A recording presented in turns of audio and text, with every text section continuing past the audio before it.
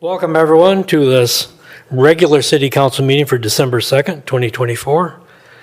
Marie, would you please call the roll? Fritz, Here. Lowe, Here. McLaughlin, Here. Manetza. Here. Our invocation this evening is by Pastor Nathan Strom of the Grand Haven Church of God. Please remain standing afterwards for the Pledge of Allegiance.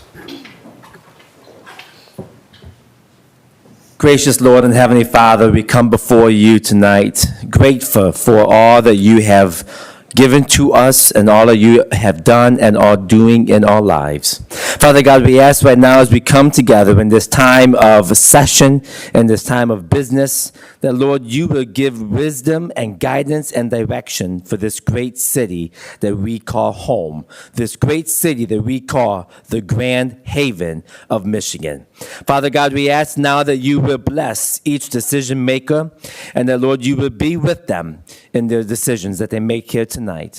For every speaker that comes to this podium, Father God, that you would give them the grace and the knowledge to speak what they have come to say. Lord, right now we ask that you will guide each decision to make this city the best that it can be for your glory. Lord, right now we pray as we come into this holiday season that you would forgive us for all the commercial and all of the other ways that we made this holiday be. And Lord, remind us that this holiday is all about you. It's all about you. You are the reason for this season.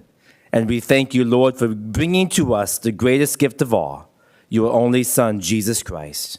And we ask now all of this in your holy name. Amen. Amen. I pledge allegiance to the flag of the United States of America and to the republic for which it stands, one nation, under God, indivisible, with liberty and justice for all.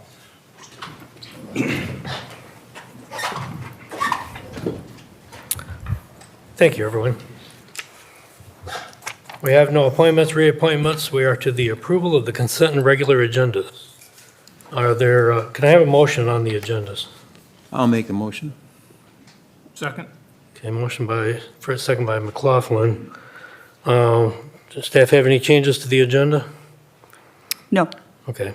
I do have one request. I would like to move item 11C, the waterproofing bid for the depot building, to new business.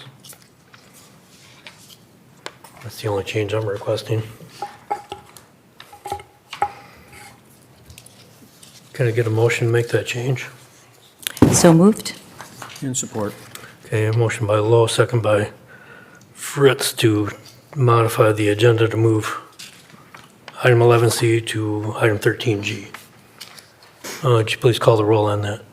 Lowe, Yes. Fritz, Yes. McLaughlin, Yes. Manetza. Yes, okay. So now we can vote on the agenda itself. Fritz, Yes. McLaughlin, Yes. Lowe, Yes. Manetza. Yes. All right, that brings us to our first call to the audience. At this time, members of the audience may address council on any item, whether on the agenda or not. Those addressing council are asked to provide their name and address. Will be limited to 3 minutes of speaking time. Council will hear all comments for future consideration, but will not have a response at this time. Those not physically present would like to call in may dial 616-935-3203. And I would remind the audience that we do have 2 public hearings on the agenda this evening, and you're welcome to address council during those public hearings for those specific topics. But at this point, you may address council on any item. Good evening and happy holidays to you guys. My name is Kelly Larson. I am from Temptations at 1 North Harbor. North. I always forget, moving down the road. We are on your agenda tonight to approve our lease at the depot. I am excited to have been working with you guys for so long. We hit our 40th anniversary this past year and are looking forward to hitting our 50th. So it's important to me as we transition here with my mom and my dad. And we just are grateful for the partnership that we've had and your consideration tonight. And yes, I will talk again as well during the other public hearing. Why not, right? We're here. Might as well double do it. So thank you again for all of your help and support through the years. Thank you. Who else would like to address council? There will be another call to the audience at the end of this meeting after we conclude all our other business. But if you would like to address council now, this is your opportunity.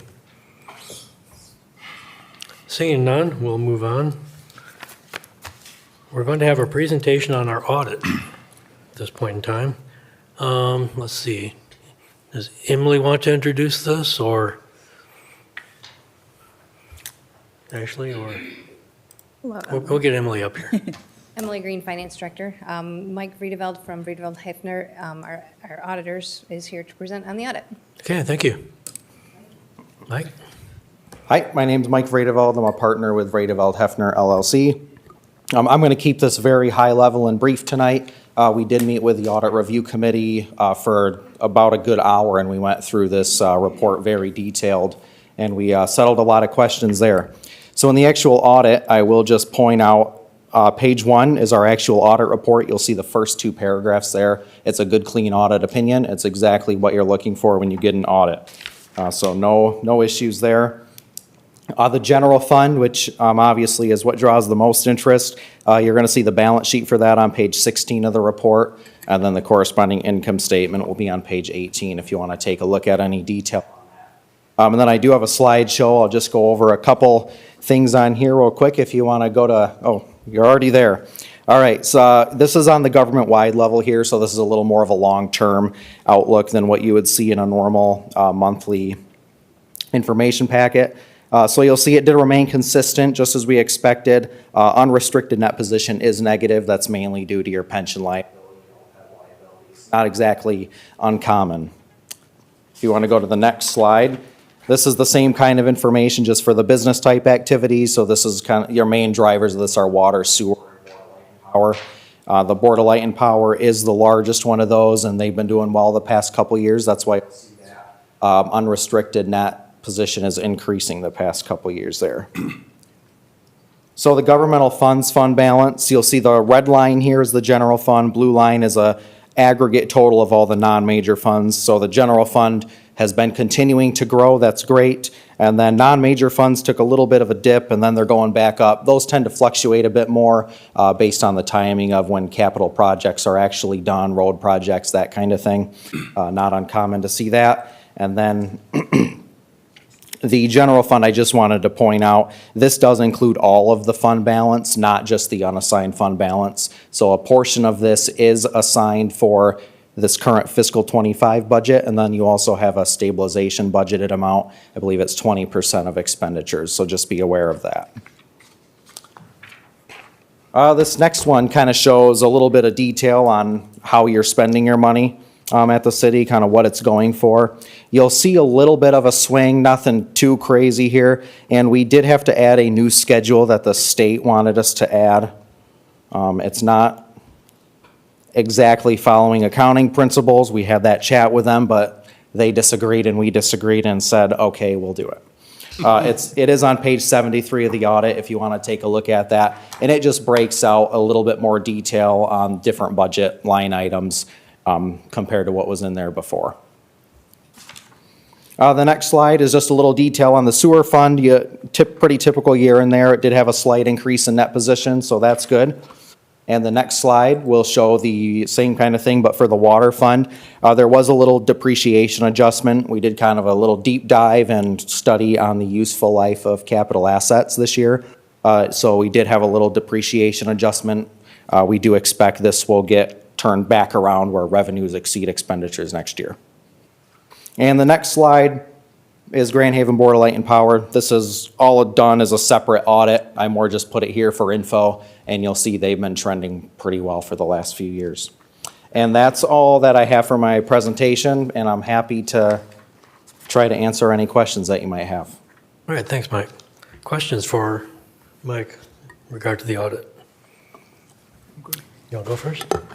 Well, actually, I just wanted to, we have 2 members of our city council who sit on the audit committee, of course, and I just wanted to defer to them to see if they had some comments or statements they wanted to make to the public first about the audit. Okay.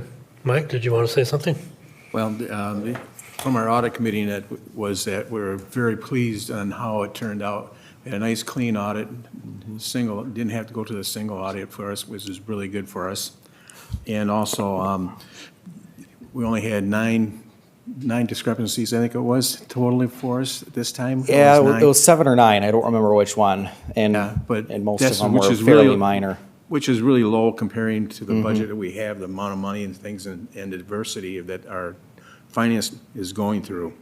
I just want to say thank you to our finance department and what a great job they have done for us and having a nice clean audit and coming forward with it. They worked very hard up there. I just want to say thank you to them very much. And same here, we took a good look at the audit recently on the Audit Review Committee, and we were impressed with the minor adjustments that were required. They didn't represent any lack of control over our finances. Everything looked pretty good. It's a lot of detail. I'm always impressed with how detailed an audit can be for a city of this size. That's just the nature of it. It's a little different animal, but I appreciate the audit and the thoroughness of it and the fact that our finance department is doing a great job. So thank you for that. Yeah. Now, questions? Right. I didn't have any substantial questions or concerns after reading the report, but just for the public's knowledge, ours, and to the credit of our finance staff, are responsible for the finances or the financial reporting of 5 other entities, too, that kind of roll up in there. And so that creates some complexities in the entire process. So I appreciate the work on behalf of our finance team and our auditors. Thank you. Thank you. Kevin? Oh, good. Okay. Well, thank you for the thorough job you did, and just so everybody understands, an audit is kind of a snapshot in time of conditions at the end of our fiscal year, and it represents an evaluation of our controls as a city, and it doesn't necessarily reflect whether good or bad policies, although they must be good if we're doing this well. But it is what it is as far as the city is maintaining proper control over its finances, and Yep. and All right. our audit reflects that. Yes. Thank you very much. Thank you. All right, next item is a lead service line update. We've asked Derek Gatos and Eric Law to give a quick update on the condition of our lead service lines in the city. And that's partly in response to a letter that was required by law to be sent out to everyone in the city who may have a lead service line, cautioning how you deal with lead service lines. So just to reassure the public on where we're at with this process and what the real information is, we've asked Derek and Eric to speak to us. Good evening, Your Honor. Derek Gatos, Public Works Director for the city. Eric Law, join you here a minute in the presentation, but yeah, it's a good time to to go over the progress of our lead service line replacement program and some of the requirements. They continue to change, and deadlines continue to come. And I just wanted to take a moment or 5 minutes or so to kind of go over it and then answer any questions you might have. So if you want to start. It's pretty hard to read here, but I just want to start off with the definitions page. We use a lot of acronyms, especially in the federal government and the state. But when we're talking about lead service lines, it's always LSLs, how many LSLs you're replacing, how many you have. The LCR, the lead and copper rule, actually dates back to the early 90s. 91, I think, is when they started. It was actually was being written back in the mid to late 80s. So LCR, LSL, and the newest one, or newer ones, are called the DSMI, which stands for Distribution System Materials Inventory. And we had a preliminary list that we had to give the state back in 2019, and we did that. And we had another one that was just due in October of 2024 here. And we have another one that's due on January 1st, 2025. So, and we'll talk about that. There's a federal rule, Safe Drinking Water Act. There's the state rule. And just like with all these rules, if they don't mesh exactly, we end up having dual deadlines, dual submittals. Usually between Michigan Safe Drinking Water Act and the EPA, they're pretty seamless. There's just a couple hiccups in this. CDSMI, Complete Distribution System Materials Inventory, was one of them that didn't get mastered very well. But I'll use those terms. They're in the presentation. So Eagle's requirement. Again, we did the preliminary DSMI January 1st, 2020.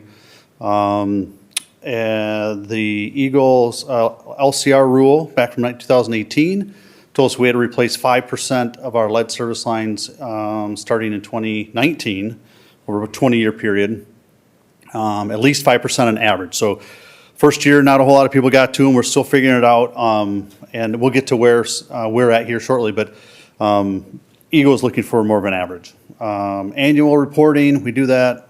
It's a calendar year reporting. It's due by March 31st every year. Michigan's CDSMI is coming up here very shortly. Under Michigan's LCR rules, it was a 20-year rule, it's 2039. The EPA's one, again, at least average 5% per year. If we were to ever go above any type of reporting limitations, that increases to 7%. But I'll get to where we're at typically on our lead and copper sampling here in a minute. Again, annual reporting, the EPA's. So Michigan set theirs 6 or 7 years ago for January 1st, 2025. EPA came along and says, nah, that's not good enough. October 16th, 2024. So while the rest of the country only knew the one date, Michigan, we still had the 2 dates.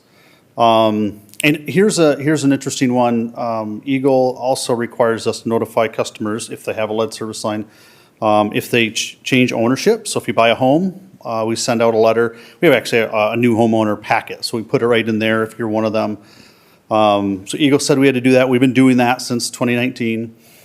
We had to do a notification 2019 as well, but the EPA requirement was 30 days after our CDSMI submittal. So that's why you saw a letter in November and had a bunch of very legal terminology about lead and water.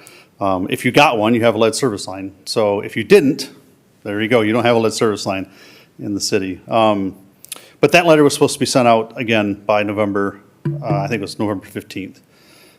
We sent them out on the 13th. And then the other thing is interesting, it's great. We must make our inventory publicly available, which I've never had anybody ask for a list, but would never turn them down.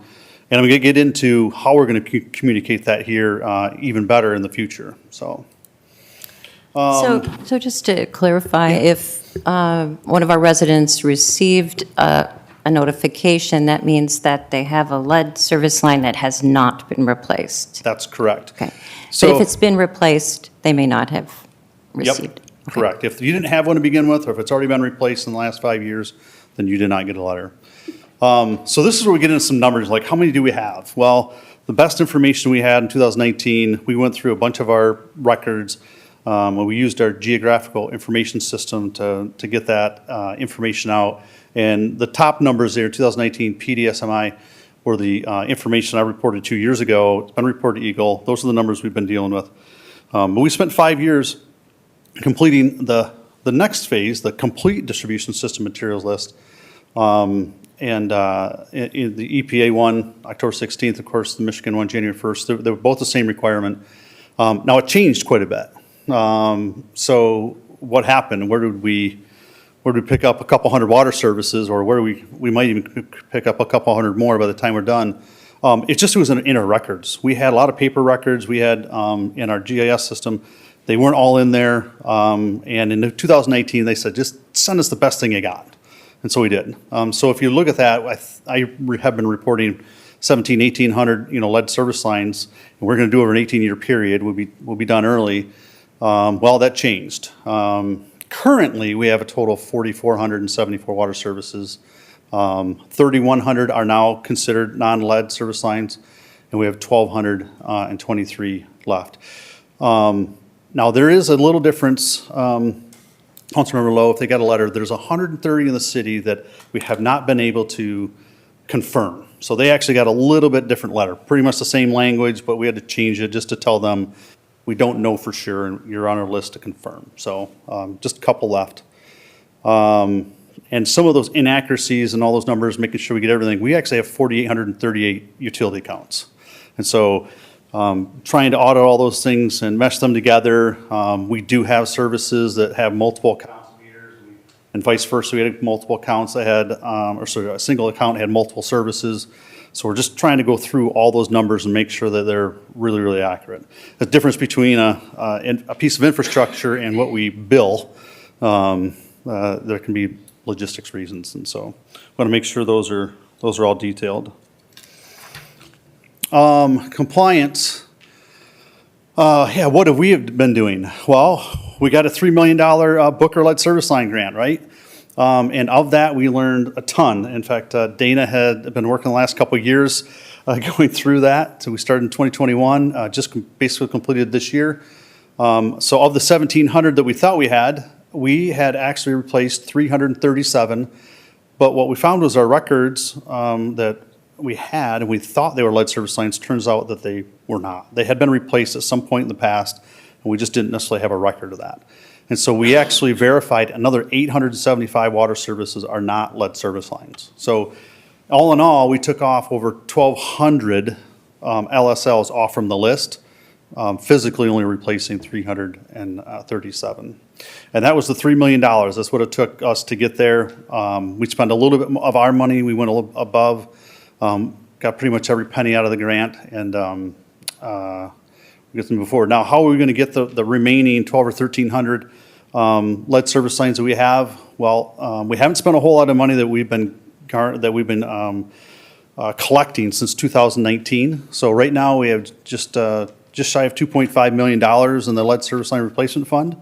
We've been using the last few years, been using that $3 million that we got in a grant, and now we're ready to do our own program with our own money, and hopefully knock off another 1,200 over the next few years. So we got some money to do that. There's a progress. We also have emergency ones that happen. If they break today, there's a lot of requirements in order to continue to use that service, or if we partially replace that service. And what it does is it's trying to limit the liability, limit the lead exposure to that home. And just internally, we said, you know what, we're just going to make it an emergency. We're going to shut them off. We're not going to use it. We're going to replace the whole thing right now, typically within 24, no more than 48 hours. And we usually have a temporary connection for them so they can have some water in their home and flush a toilet or maybe even take a shower kind of thing. So we give them temporary water while we replace it. We've only had 16 of those since 2019, so it's not a whole lot of them, but it does happen. And at this point, we would have had, under the new definition and the data that we've garnered over the last 3 years, 2,581 water lead service lines, and we replaced or eliminated just shy of 50%. So I think we're doing well, and we've got some money to do it again, and we've got some history and experience on how to tackle it, 1,000 or 1,200 service line replacement program. Sampling, this is where we get into, well, kind of like, that letter was I admit, a little scary. It's all required language from the EPA and EPA and Eagle. Our letter was actually approved by Eagle, pre-approved, so we made sure we met all the requirements. Some soft language at the beginning, some soft language at the end, but really, in essence, the very factual data about a lead service line was in the middle. But really, what does it mean for Grand Haven, our residents, and our water system and services? We've been sampling since 1991, since I mentioned earlier. We've never exceeded the maximum contaminant level. We've never been at an action level. There are action levels for individual homes, and I think we've exceeded those at a couple times in the last 30 plus years, but nothing since I've been working here in the last 8. The sampling period is actually every 3 years because we're so low. So our next sampling period is in the summer of 2025. And I just kind of mentioned the 2022 results, and these are very typical of what we've seen over the history of the LCR sampling, is that we sampled 34 homes. 33 of those had 0 lead in both samples that we required to take. One of them had a little bit of lead, 1.3 parts per million in the first sample and nothing in the second. And to explain those two different bottles or samples out of one home, the first sample is the very first liter of water coming out of the faucet. Really representative of what's by the faucet and what's right in the home. The fifth one is supposed to represent, and it does very well, represent what's coming out of the water service or the water system. And so all 34 were 0 on the fifth sample. Only one had a little bit of lead. The maximum contaminant level currently is 15 parts per million, and that's going down to 12 or 10? 12, I think, yeah. starting January 1st. So yeah, we're at maximum is 12 and 15. We're at a 1.3 on one home. So it's pretty good. Eric, if you want to talk about our water quality at this point, because part of the reason we have that is what actually comes out of the plant into our water system. Good evening, Council. Eric Law, Northwest Ottawa Water Filtration Plant. Derek and Ashley had me come here tonight to speak about the question I think that has been raised before. I think, Mr. Mayor, you had asked this question previously to me, and I'll just rephrase the question, which is, why is our water system different than other water systems that are in Lake Michigan or pulling water from Lake Michigan? Namely, if we look at the plants that are adjacent to us, it would be from Muskegon, Grand Rapids, Wyoming, Holland. Each one of those plants, from my understanding, provides a corrosion inhibitor to their treatment process in the form of an orthophosphate, which is what it does is it develops a kind of a scaling layer to the inside of a pipe. And so what it does is it protects the metal from a corrosive water that sometimes is going to exist in the chemistry. So what is the difference between our water and theirs? We pull the same water from the source. Lake Michigan is predominantly the same quality from a chemistry standpoint up and down the lake shore.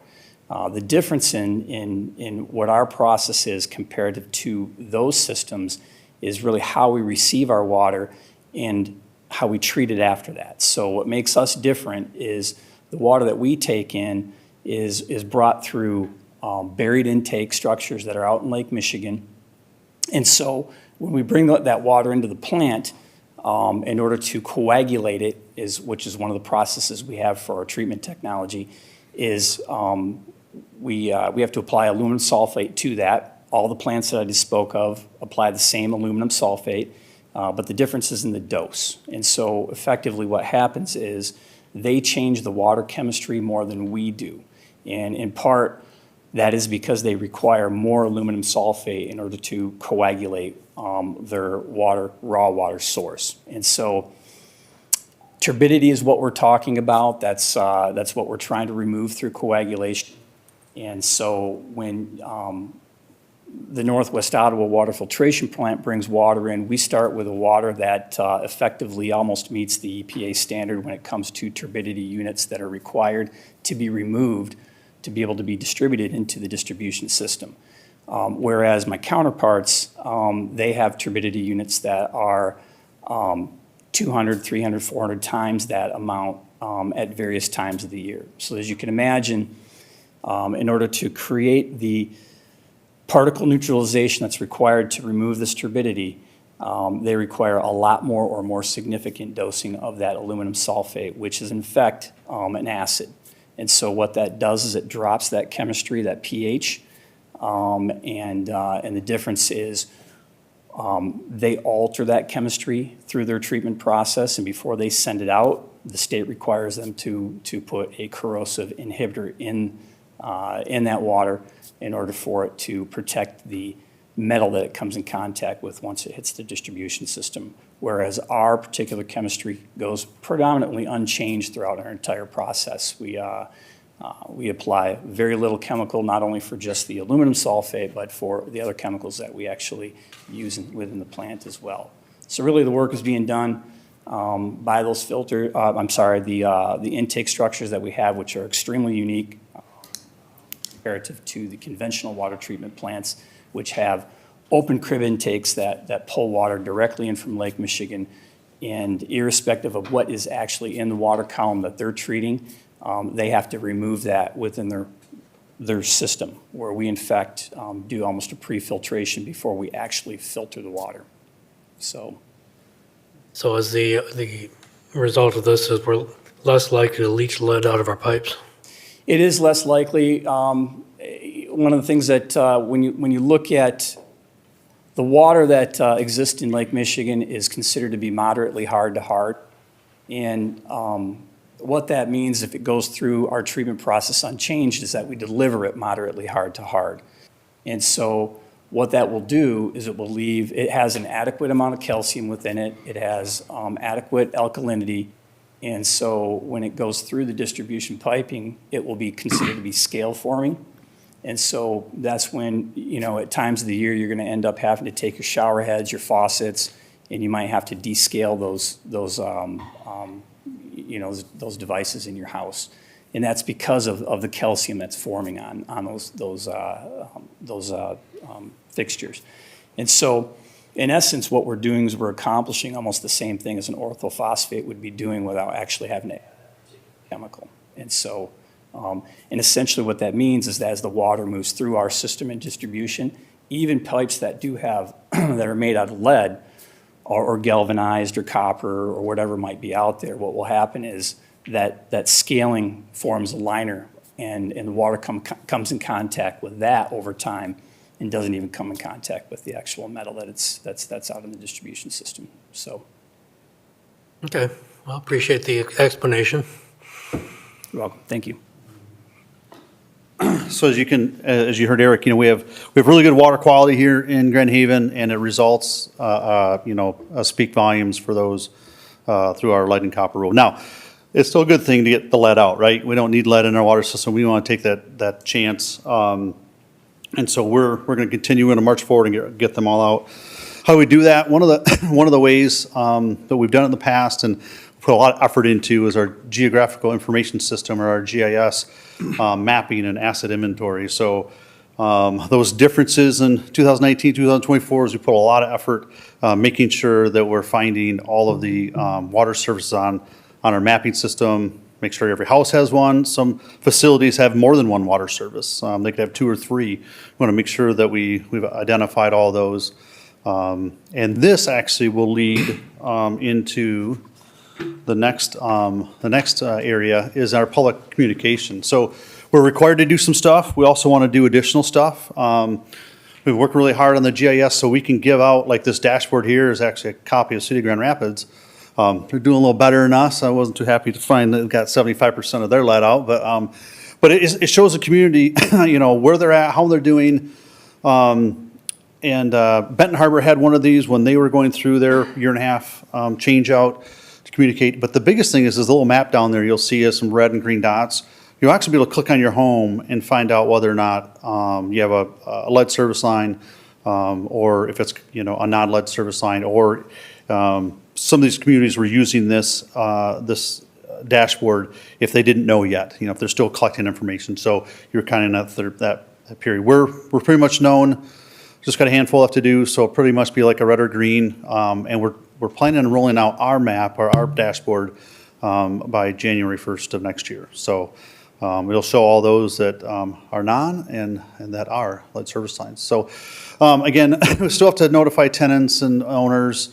And we have to notice that letter that came out in November will have to be sent every year to a lead service line facility until it's replaced. And so we're hoping to take as few years as possible to do that. The big question we get though is, when's my lead service line going to be replaced? And the answer is we just don't know yet. Just finishing up the Booker. We've got another 1,300 homes to go. We really are trying to make sure that we're using the money very wisely.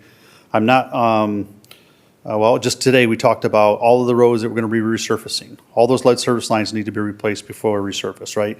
Those ones that are being reconstructed. I don't want to go in 2025 or 2026. I don't want to go replace those tomorrow or next month when I'm going to do it in 2 years, because it'll be done part of a project. So really trying to make sure that we mesh all of our plans together and come out with a good one. So I'm hoping to have it in the first half of 2025. I can't guarantee it'll be by March or if it'll be by June, but we really want to have a list. And of course, someone's got to be last, right? That's just unfortunate. 2032 is when we anticipate having them all done. What I failed to mention is another change between the federal and the state LCR was the federal government gave 10 years. So 2032 is when, 32? Yeah, 32 is when they're supposed to be replaced by. But that's being challenged just because of the sheer size of this process to do it countrywide. There's not enough contractors, might not be enough materials. But either way, we're hoping to have it done by then anyways, just because we've gained so much progress. Okay, thanks. Kevin, you had a question? Just so everyone understands, somebody actually goes into your house to let you know and inspects it, right? Somebody inspected our house and said, I don't have lead service, but I got a letter anyway, so we'll talk about that. Okay. Okay? And I apologize for that. You don't have a lead service line when they say that on the private side, because there's two portions of this, and we're responsible for both at the beginning. Okay. So it may not have been, you look at that in your home and you see a copper water service, Right. that's great. But maybe we found out information that the public side that the city owns was never Oh, okay. replaced. Thank you. Yeah. I appreciate that. Yeah, no problem. We're collecting a fee. Will that continue until 2032? So we told the public when we instituted this, it's a Michigan lead and copper fee right on our water bills, right? It was 86 cents per thousand is what we calculated. And our intention is to get rid of that, when this is done. So if it's 2027, that money was dedicated. That's how much we know we received in revenue, keeping that completely separate and anticipate dropping We that have out. 2.5 million built up. Correct. Yep. Do you have any idea what the total cost is going to be? We talked about, when it was 1,700, they're talking about $8,000 water service. So we're looking at $10, $12 million. Okay. So, yeah, we don't have more than what we need now, but in the next couple of years, we'll definitely be looking at what those costs are. They're still going up. We paid just over $6,000 during the Booker to replace about 600 to verify.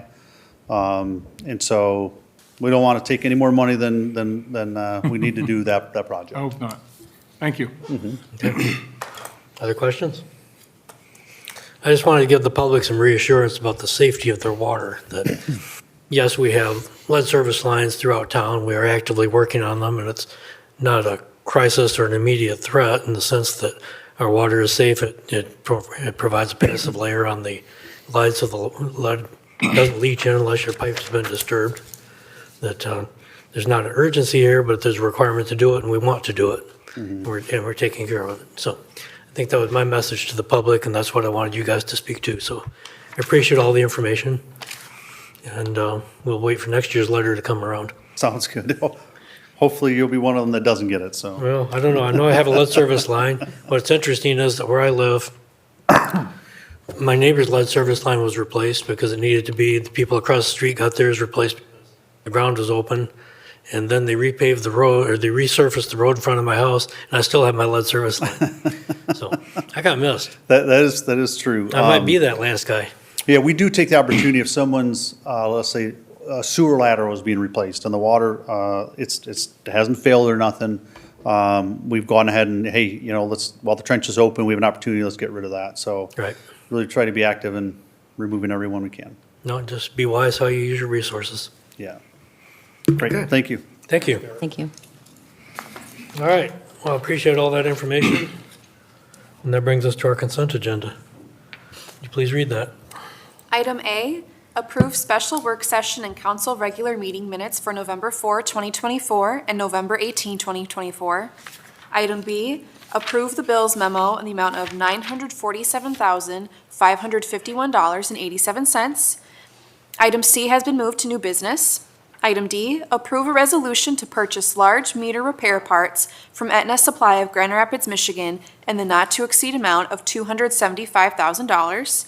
Item E, approve a resolution to award the 2025 seasonal slip rentals for the municipal marina and authorize the mayor and city clerk to execute the necessary documents.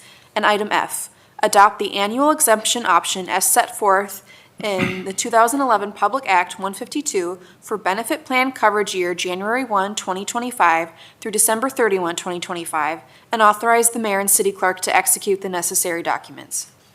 All right, can I get a motion? So moved? Support? Motion by Fritz, supported by Lowe. Any questions on any of these items? If not, then you please call the roll. Fritz? Yes. Lowe? Yes. McLaughlin? Yes. Manetza? Yes. All right. So that brings us to our first public hearing. This is the first of two. This is a public hearing concerning the approval of an introductory resolution to approve a major amendment to the Grand Landing Plan development for a local hotel located east of Miller Drive and north of Adams Avenue. So in opening the public hearing, I would invite the applicant or possibly the city planner to briefly present what this is about. Good evening. Brian Urquhart, City Planner. And yes, this is the public hearing regarding the latest amendment to the Grand Landing Plan Development. Long history on this development, as many of you know. Was originally approved in 2006, amended in 2008, 2014, 2016, and most recently in 2021. There was a minor amendment earlier this year before this major amendment came forward in 2024. Specifically, Blake Bacall of Elite Hospitality Group submitted a request to develop this area, the one area of the development that is currently vacant, east of Miller Drive and north of Adams Street, into a hotel. The original plan of the scale of the hotel, when I was looking through the files, was a massive structure. It was 150 feet tall, 15 stories, huge. That has obviously been scaled down. This is showing a hotel of 100 rooms, 4 stories in height, that will be positioned differently from where it was in the last adjustment, was a north-south orientation. This would be an east-west orientation that's shown in the plan and closer to the river, to the Grand River in that part. So that was the reason why when they came forward, anytime there is a change to an approved plan development, it's under its own subject of jurisdiction as an ordinance. Planning Commission made the determination that that was a major amendment. We held a public hearing, and we had some feedback on that, but it was approved, or recommended for approval, by the Planning Commission unanimously to move forward to the City Council for this public hearing that we have to have for tonight. The plan shows, included in the packet, is a site plan, elevation drawings, floor plans, things of that nature. I do want to note what was presented to the Planning Commission is slightly different than what it will be presented, or what Blake will present tonight, is that this will be just a single brand hotel with, instead of 131 rooms, but 100 rooms. And therefore also, but the building footprint, the building massing, the architectural exterior, all will be the same, and I confirmed with legal counsel that did not have to go back to the Planning Commission. So I did check with the city attorney on that, so we didn't have to go back forward. Just want to make sure that's perfectly clear. So the summary of the changes is a 4-story extended stay hotel with about 332 parking spaces and a dumpster and an enclosure kind of near the southwest portion of the property. There were a couple conditions that were attached to the recommendation that the Planning Commission had, was it would be constructed in one phase, and that they'll have the same signage requirements that they have in the commercial district that we have in this plan development. So there was also, there's details of utilities, lighting, landscaping, public benefit, all those extra details. Our plan development ordinance talks about that in high-level detail when we get to the final development plan, unless council feels otherwise, to add that into the plan development ordinance, which would come at your second reading. So we're required to have a first reading, public hearing, and then come back with a second reading. If that's recommended for approval, the ordinance is amended, and then they come back before the Planning Commission with all those details that come along with it. So that's a little brief introduction. I'll let Blake add to that. Thank you very much, Brian. Good evening, everybody, and happy holidays. Thank you for making the time tonight. My name is Blake Bacall with Elite Hospitality Group, 1971 Cragen Drive, Bloomfield Hills, Michigan, 48302. I'm here to discuss this project tonight. As Brian stated, we did have a slight modification from the last site plan. We had a Home 2 Suites and a Hampton Inn combo previously, but after some further market analysis and speaking with our team, we decided to go with a 100-room Home 2 Suites by Hilton. So still the same brand we had in the dual brand. We took out the Hampton Inn. We said, let's do all extended stay suites. which we feel is a bigger need for the market at this time, considering there's no extended stay hotels in Grand Haven currently.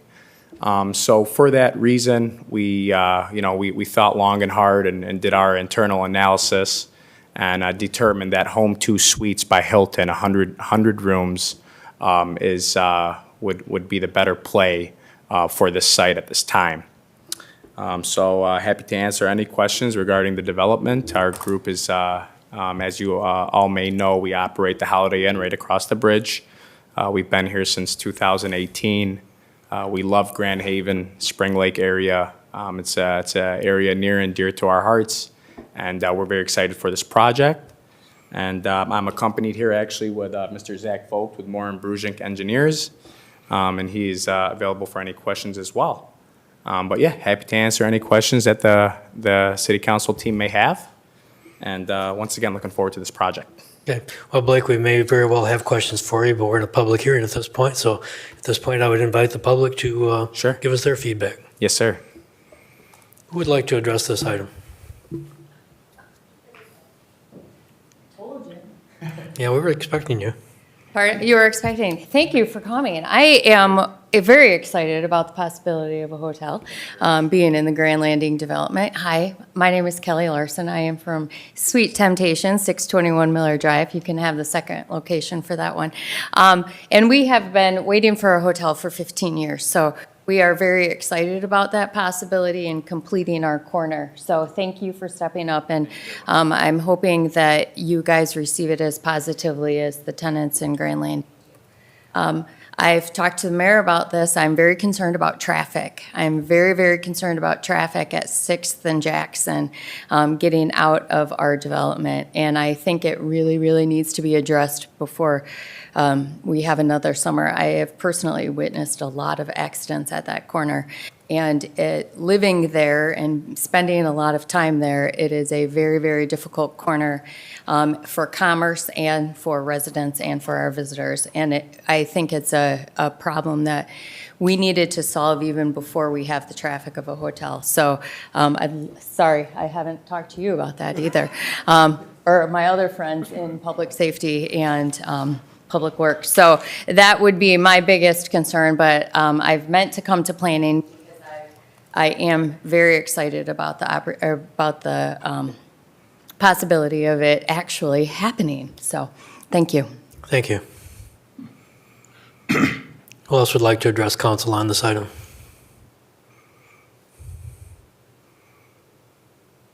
If no one else would like to speak to this in the public hearing, we'll close the public hearing. I'll invite council to ask questions or make comments. Yeah, I'm with Kelly here, pretty much. The traffic is horrendous down there in that whole area, so that's something that we're really going to have to address.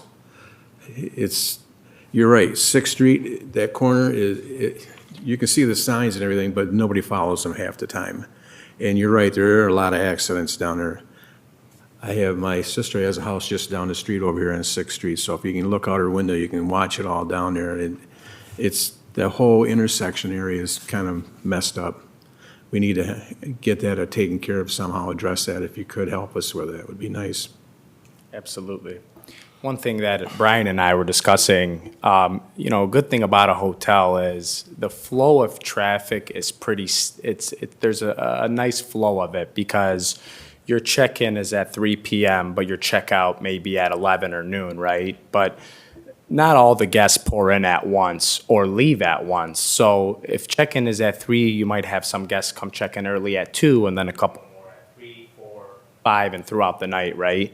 So it's not a sporting event or something of the like where, 50 cars would show up at once, 50 cars would leave at once. Same thing for checkout applies to checkout. So checkout is at noon. You have some guests that check out as early as 6 a.m. and some will pour out at 7, 8, 9, 10. So it's a steady flow, which I think, won't be detrimental to the traffic, I should say, on 31. I do understand the concern. Any new business there will create more traffic because it's more cars, right?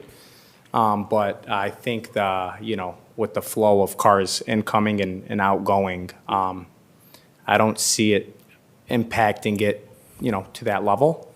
But just to shed some light on that. If I heard Ms. Larson correctly, though, you were saying that, and I agree with you, it's a problem now, Yes. and this is a problem that she's asking the city to look into from a safety, and so I heard you on that. So it's, maybe you can be part of the solution, but we need to solve this. But you have Take it on. You'll have a full study here that addresses those concerns, and there's recommendations as part of that traffic study.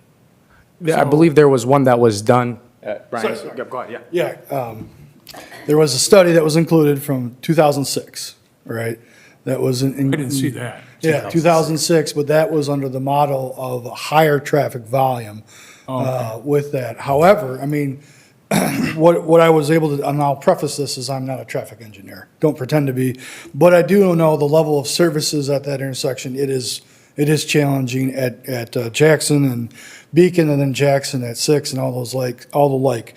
However, there is an international model that traffic engineers use in terms of trip generation for certain land uses and for hotels that remain the same, and it's in that study and probably remain the same for this one, is that 0.5 to 1.2 trips per day per occupied room.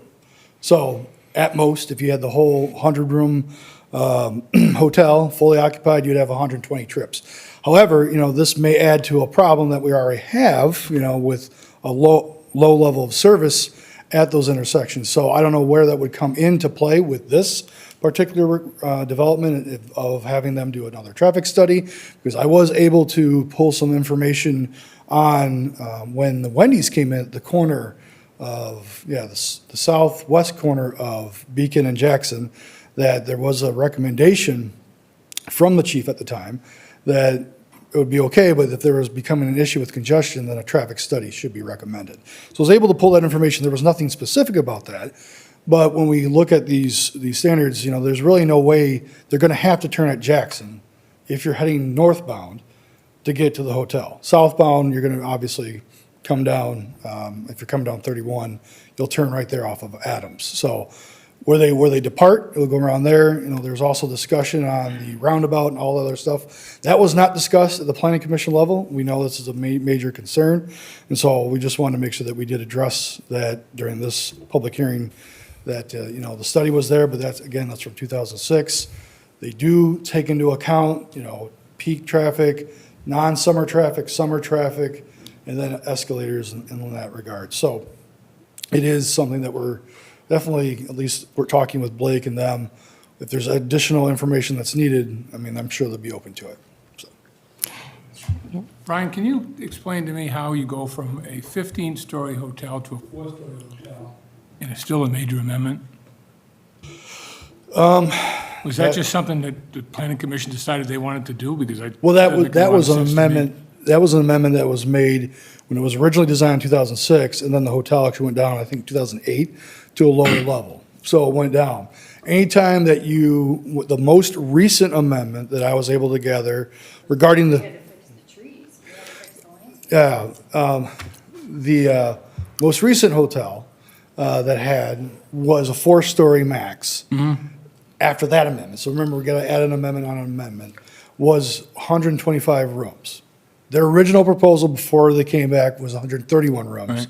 That automatically triggers a change, and that would require the planning commission to say, hey, we're moving the hotel and we're increasing the parking demand, triggers a major amendment to go through this entire process. Okay. And that's solely up to the judgment of the planning commission, with a little bit of advice from city planner.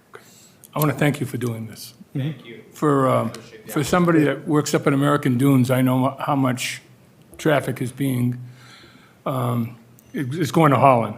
Absolutely. And I know you take good care of a lot of the golfers at American We Dunes. do. But I We know do. an awful lot are going to Holland and other cities because we just don't have the capacity here. I appreciate that feedback, and that's kind of our way of thinking on this, right? although there are some lodging options, we feel there's a need for a new product and a brand-new hotel in this area. Not only for American Dunes, for new visitors to this area, and even the corporate around here, right? To give them another quality option is what we're looking to do. So this is what we do. We've been around since '94, and partners with Hilton, Marriott, IHG, and the like. So I appreciate that. Yeah, Thank you. I just have a question for Brian. It's because I don't know, but we have 100 rooms going in, but 332 parking spaces? I'm just, is that just part of our ordinance, or why the, Extensive amount of parking? yeah, That's the design. The ordinance requires one parking space per room. And also what was brought up during the planning commission meeting was there was a concern about the extensive amount of parking. However, they felt that that was because of the environmental characteristics of it, that would actually be a benefit to that. And I'll probably let them explain that a little bit greater. But yeah, that was raised as a concern because of the extensive amount of parking, because they did combine some of these parcels where there would be a building. But now they only have kind of one outlot that you kind of see in the plan that's kind of designed for commercial use. They decided to kind of reorientate and leave that much parking for possible additional commercial uses on that portion. So, but I did, maybe if you wanted to come up and talk about the environmental protection that may have with the parking, I'll let them speak to that. So I am not an environmental engineer nor a traffic engineer. I don't have that in my Welcome. tool belt. But I've known this project since it started. And yes, as you remember, it's a brownfield, and we've got requirements to seal the ground. It's been open for many years now, but when we go in there and start moving things, we need to cover that ground and seal it. I think the other thing to recognize is there's just not enough parking probably in general. So if we can add more parking there to the benefit of the city, I mean, it's good for everybody, right? But the main thing is covering that ground up. I'm curious about the 6th and Jackson traffic issue. Is that a left turn thing then, where cars are waiting to turn left? And into Wendy's, out of Wendy's. Yeah. Out of Grand Union. Yes, it is. It's people trying to exit the site from 6th to Jackson. Yeah. That seems to be the biggest delay. I've sat there for a while myself and wondered, there's got to be a better way to do this. That's our problem. So the people that live and work there, may have ideas that I'd encourage. Yeah. So the people that see it every day are the experts on what it looks like. You can get a traffic engineer to come in and say you need to put a light there or something, but. so the reason for they the see a parking is snapshot, to yeah. see, is because of the remediate, Yeah, maybe I didn't explain that well. So it's a Remediation. brownfield site. There's contaminants in the soil.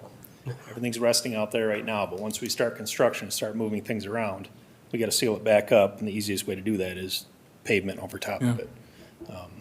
I- Stormwater for getting into the, yeah, I just, I'm concerned both about just the aesthetics for Grand Haven, and I think looking at a lot of empty parking spaces can also cause people to think your hotel is not that successful and other things. So I personally would like to see something other than excessive parking spaces.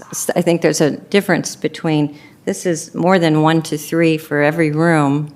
Right. 332 parking spaces to 100 extended stay rooms seems a little bit overboard. So anyway, it's not going to keep me from saying yes, but I would just ask that you maybe think about that for a moment, if that's really what you'd so when like we were to. here with the planning commission in October, August, whenever that was, Lake had his environmental engineer here who could have explained that a whole lot better than I just did. Who I believe did explain that. But that's kind of the reasoning.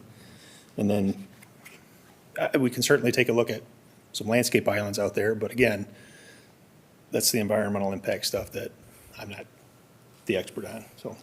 So the environmental engineer went back to the planning commission and said, The easiest way to do it is to pave over it. Pave it. I'm not saying easy, I'm saying, is there are there other things You in gotta addition cap that you it, could so do? I But don't know what else you can do. Well, my recollection of the site, I was the chairman of the planning commission in 2006, so I'm intimately aware of Lucky this you. process, yes. I had hair And there back is, then. where the old Sir. plating company was and part of where the old road commission was, there's literally a black water site. Yep. Underneath the ground, sealed off by bentonite clay barrier, correct?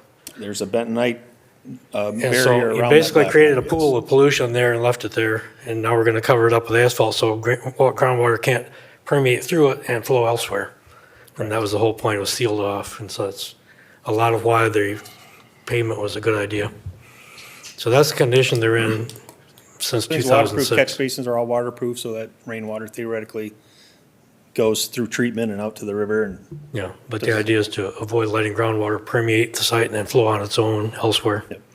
and contain that stuff. That's just a vestige of the site. It's been there for generations. Yes, I do have a pretty good memory of that piece of it. Kelly, I see you standing there, but we did close the public hearing, so we did, yes, I did that and also all that kind of stuff, so. Sorry. I'll say it at the end. All right, that's fine. Other questions?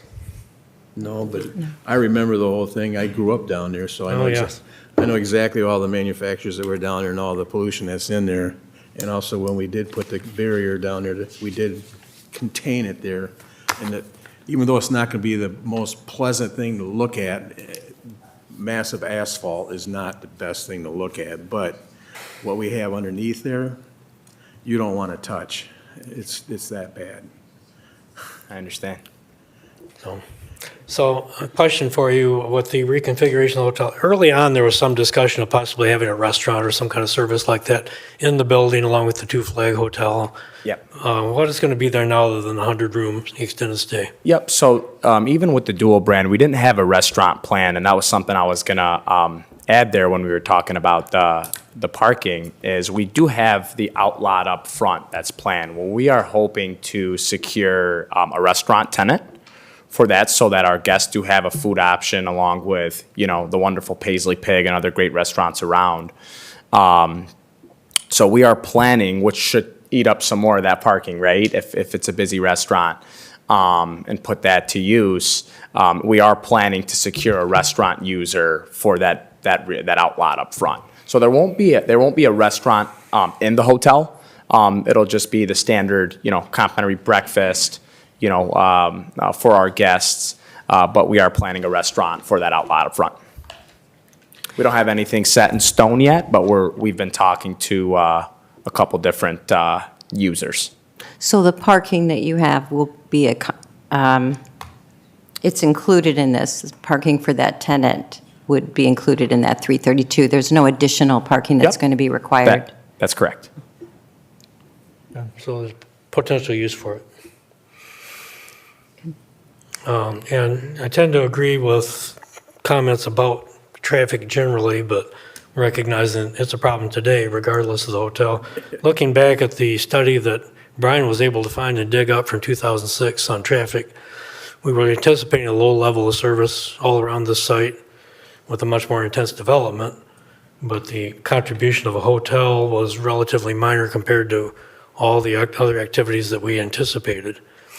And I see the contribution of traffic of a hotel to what's there today. Well, again, it will be a little bit more, but not that much. But I think we have a problem to solve with. I'm sorry. Okay, well, we can dance. I think that we have a problem. I think we have a problem to deal with traffic, but I think it's a problem regardless of the hotel. Sure. And that the hotel has a potential for considerable success and a good supplement to the city's business activity, and that we shouldn't let this stop us. Rather, we should look at it as a problem that we need to solve separately from this. Absolutely. Would be my take on it. Yeah, I just wonder if some of those parking spaces could be turned into pickleball courts for your extended stay guests, or something other than just parking. It's just some thoughts. We are open, and that's actually a great idea. I don't want to make any promises, but I'll definitely explore that. Okay, any other questions or comments? Thank you. Mike, you're having a good time with this? I'll have a good time. Good, okay. I'm happy. I appreciate it. All right, so I didn't see specifically on the agenda about us making a motion to approve a resolution for the first reading, but I think that would be appropriate at this time, That is correct. but that is not on our agenda. Not on So the you'd like agenda. I us think to they're- just make that motion? Placing it on the second reading, but you could do that this evening. Say it again? The motion for approval, we were intending to put that on the second reading. No. However- No, that's not how it works. You have to have two readings before you vote in order to change an ordinance. So you would have a reading and then another reading. If you do that at the second reading, then you have to have another one after that. Okay, So, well then, yes, we will need to so, vote. so our question for our parliamentarian, since it's not on our agenda,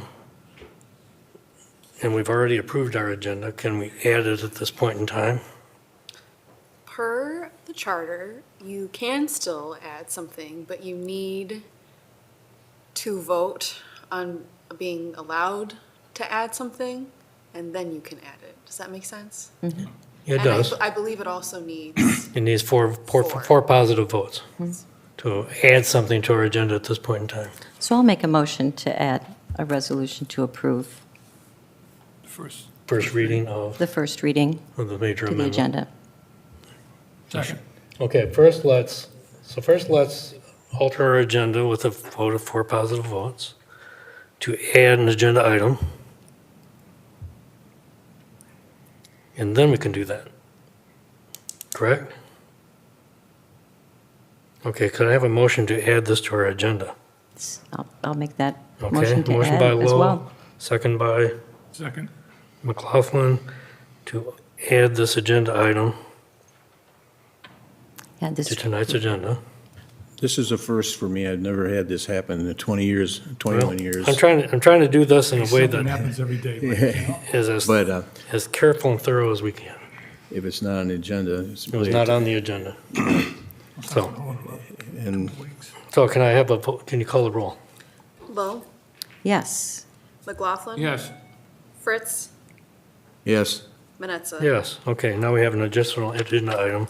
Now you can make your motion to, I'd like to make a motion to approve this first reading. first reading of the major reading. amendment. Yeah. A second for that. Second. Motion by Lowe, second by McLaughlin to approve the first reading of the introductory resolution for major amendment to Grand Landing. Questions? Please call the roll. I'm sorry, I'm writing down. Lowe, motion for it. Who's second for it? McLaughlin. McLaughlin.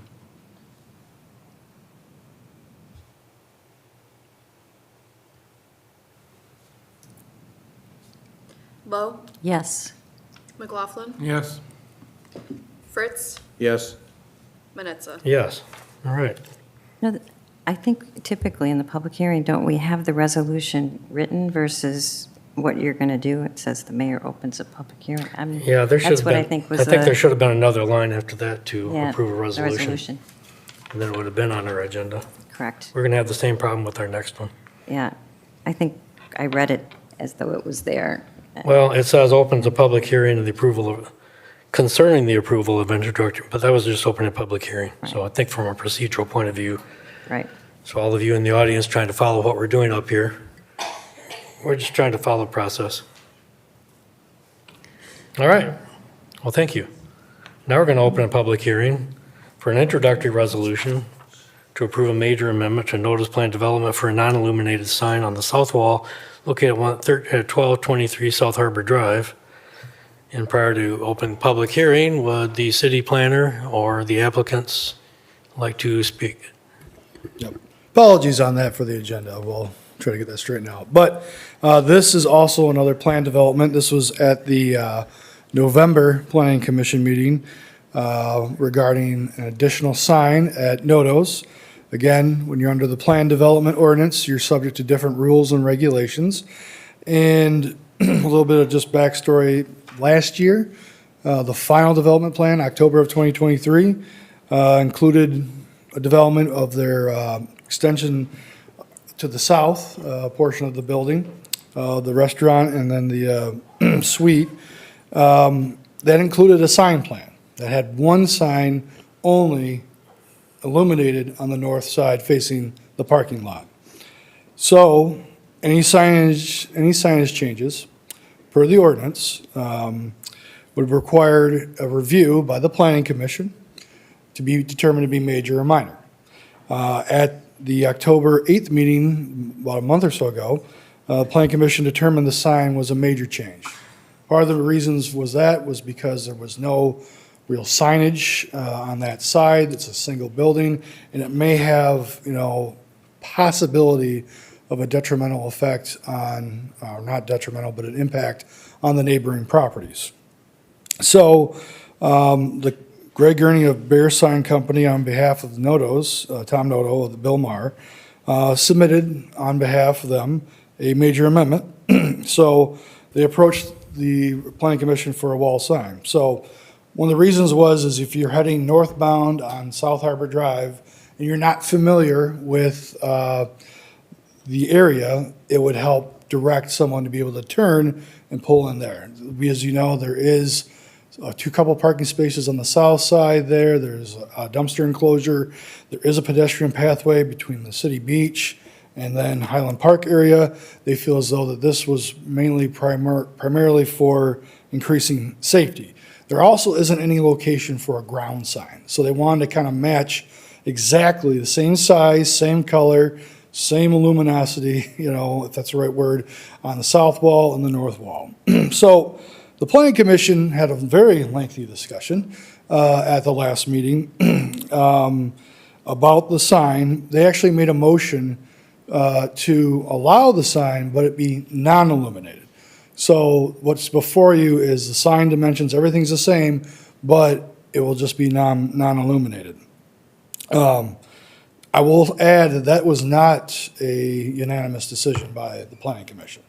That was a 6-3 vote. So there were some that were either in favor of it or would rather see it be illuminated. I will say, again, same procedure that we just went through with the hotel. This is a first reading, adopt a resolution to move forward, and then there'll be a final reading with an ordinance to amend that plan development ordinance. In addition, our zoning ordinance does allow the city council to either approve, deny, or possibly amend a motion made by the planning commission. So before you was a recommendation by the planning commission to approve of a non-illuminated wall sign of 45 square feet on the south wall at Notos. And included in the packet, there are some correspondence that you may have received up to this point regarding the sign. So that's what you have. Okay, thanks. At this point, yes, sir. Greg Gurney from Bear Sign Company. Thank you, Brian, for summing all that up. I think you did a really good job, and there's probably not a lot I can add, but I drove from Kalamazoo, so I should probably talk here. So I'm here hoping that you'll reconsider what the Planning Commission came up with last November. We proposed illuminated wall sign for the south elevation for all the reasons that Brian just said. The sign's exactly the same sign that's on the north elevation. It's for traffic traveling northbound, so they know what the establishment is. During that meeting, it was pretty disappointing to hear some of the reasons that the Planning Commission voted against the sign. One member stated that if it was up to them, they wouldn't allow a sign at all, let alone an illuminated sign. Other concerns were that everyone's got Google Maps nowadays, so there's not really a reason to have a sign on the side of the building, which both of those reasons I strongly disagree with. Other concerns were the light pollution that would be caused by the sign, which if you've driven by Notos at night, all the exterior lights on the building, which are required, are a lot brighter than the sign itself. We have pictures in our document that we sent to Brian. I don't know if you can pull those up or show those if they're necessary at this point, but yeah, so just hoping you can reconsider and allow an illuminated sign. I know the Notos don't want a sign that's not illuminated, which I understand it's not good for their brand. I mean, you have one sign on the north side of the building that lights up at night and a sign on the south side that doesn't light. To me, if I was driving by, I would think, why aren't they investing the money to fix the sign on the south side? So, yeah, just here to answer any questions you might have about the sign and, yeah. Okay. Well, we may very well have questions, but at this point in time, we're in a public hearing, so we're gathering input from the public. Yep. So thank you. Who else would like to address City Council during this public hearing?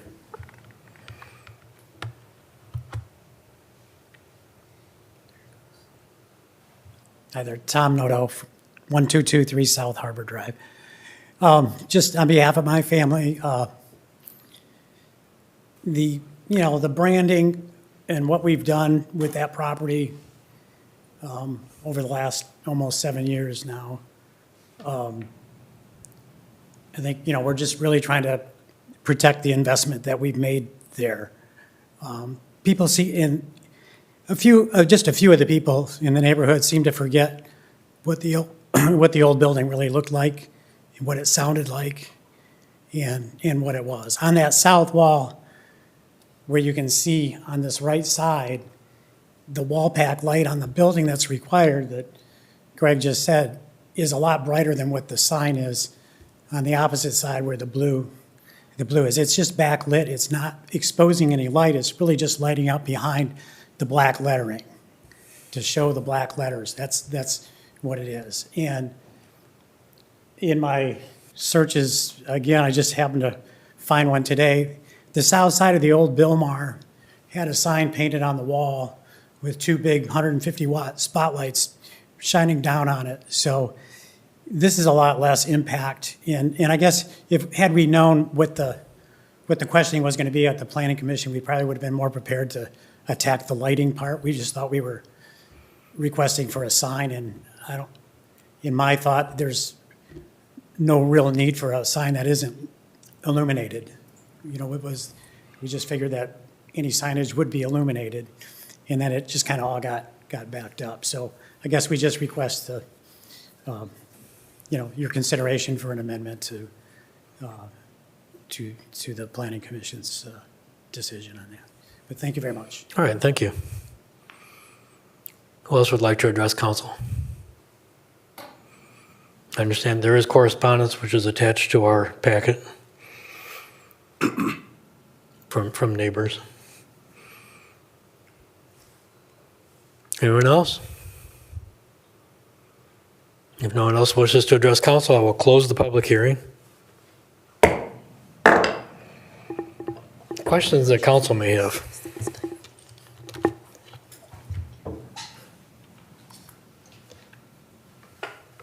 How do we make the amendment? I think it should be lighted. I mean, it only makes sense to me that if you're gonna, as he said, what they put into that building is incredible. I mean, you've done an unbelievable job, and I want to thank you and congratulate you for that. And to put up a sign that clearly is, from what was on the screen, it's just you can only see it from the south. I just don't know why anybody would object to that. Yeah. I don't know how the rest of my council members feel, but. So just to answer that question real quick, we do not have the draft plan development ordinance amendment from the attorney. If you make that amendment for the second reading, we can include that in that ordinance language, that it would be an illuminated sign. Unless there's anything else the council would want to request, like say, should have it be shut off. That was also discussed, should have it be shut off during non-business hours. Things of that nature that maybe be a accommodation that people would have. But if you did have a chance to drive by at night, compared to other signs, it is, I'll admit, it's dim, but you can still recognize what it is. So, but that's the reason why is that the Planning Commission, very careful because we know about the situation, just how sensitive that location is with the history and all that. So that's just my knowledge of what you could do is say, you're not changing the plan or anything like that. You're not changing the size, the logo, the color. It's just the fact that it has the capabilities to be illuminated as they presented. It just can be turned on. And again, I just don't understand how it could be a major amendment. considering what they did to that building, to put up a sign. I am just perplexed by that. It's just a new element, and that's what the ordinance says. It's still crazy. Don't care what it is. Well, we could amend the zoning ordinance, but Well, we that's should. not tonight. Do something, that's crazy. Well, For a sign. I guess I have kind of mixed feelings. There's no doubt that, it's been, it's a wonderful investment in our community, and I, thank the Notos for that. But the prior restaurant didn't have illuminated signs on either side. They had lighting, exterior lighting, but not an illuminated neon kind of, or glow to the sign. Secondly, it's adjacent to a residential area, not just a residential area, but a historical conservation district. And a lot of those people don't like a lot of lighting even in and around, Highland Park. They like the whole natural. And they are also the same residents here in our city who didn't like what the state park did when they put up the blocking, some of the beauty. Now, there's safety, concerns there. So I guess I'm more likely to, I'm in agreement with what the compromise that the Planning Commission came up with, a non-illuminated sign. And I'm not really in favor of reversing that. Okay. Mike, thoughts, questions? You're absolutely correct. The light from the old Bilmar, those were big floodlights that were out there. It was very, very bright. I spent a lot of time sitting down in the bar down in there for it. And you could walk your way out of there really easily because it had enough light out there. If you're talking about light pollution, this sign doesn't have that much light pollution that will go off into the neighbors and that. So I don't have no problem having it being lit as long as it doesn't shine off into the neighbors. And if the sign is like the one on the other side, it doesn't really have that much pollution on it. It's behind it. It doesn't shine up into the place, and it designates it as a business, and that's what you are. I own a business myself, and I tell you, and most people I know that have lights on their signs. I know where one is on a corner by me there. It's pretty bright. And if I had to live by it, I'd probably say something, but I don't. It's there. It's a light. You want people to see your business, and that's what you want to do. It's how you want to attract people in there. How you're going to make it stable and make a business thrive is by having signage. And if it gets dark out there. You like to see that sign. It draws them in, and that's what you want. You want your business to succeed, and that's what signs are all about. As long as it doesn't go into the neighbors' yards and stuff, that's the whole thing, is we don't want the pollution to escape out into the neighbors. And by the sign that's on there right now, I myself would like to see it illuminated, just because I have a business myself, and I like to have a sign up. I got one in my business. That's the way it goes. And I'll chime in as well. I disagree with the Planning Commission's conclusion. I don't find anything based on standards of the ordinance saying that this should be a non-illuminated sign. And in looking at the sign they have now, in fact, I drove past it on my way here before I came tonight. It's not a bright sign. It doesn't add significance to the lighting of the area or to light pollution. The street lights on South Harbor Drive are much brighter. The wall packs on the side of the building are brighter. The sign itself is very subdued, and I think that if you're going to put a sign up, then this is a very appropriate sign, a very tasteful sign, represents the brand well. And as far as, it would be, I think it would be more of an affront to the neighbors if it faced Harbor Drive, but it actually is perpendicular to Harbor Drive, so you get a more oblique view of it, if any. So I disagree with the Planning Commission's conclusion that it should be non-illuminated. I agree with the Planning Commission that there should be a sign. I think that the compromise of having it operating during business hours made sense. I think that was a reasonable proposal. And so, I mean, that's where I would go with this. You made a comment a few minutes ago about we don't actually have the major amendment prepared to be voted on this evening, and that there was this question which you might want to let council chime in on the illumination. And it's not on our agenda for us voting on a resolution tonight. So I think maybe the thing to do is to prepare that document for us so we have something to vote on and give us the option at that point of including or not including illumination. That sound reasonable? Yeah. Does that sound reasonable to administration? Yes. Okay, so we won't call for a vote on this tonight, but we'll look for probably at our next meeting to have a written resolution giving us that option and solidifying the language around the major amendment. Yeah, just so I understand, non-illuminated and then illuminated, just those two options for the. What's that? Just either for the PD ordinance, just to say non-illuminated or. Yeah, let us illuminated. make that choice at our next meeting. Okay. I think that you have a majority here right now at this point in time who would favor illuminated, but if we can make that decision at the time we vote on it, I think that'd be appropriate. So this doesn't count as a first hearing? No, this is a public hearing. That's all that was posted was. Right. We held our public hearing, which is a legal requirement. We gathered input and. But we didn't vote on anything? We're not going to vote on anything tonight. Right. But I think on the prior one, you said if we didn't vote, we'd have to bring this to Well, there public has to hearing be. 3 times? The charter says that every ordinance has to be voted on twice. So we call it a first reading, a second reading, but that's actually 2 votes. Right. And so we're not voting tonight, so we So would have this to. doesn't count as the first? You It would won't not. need to bring back the public hearing. We won't But we need- will,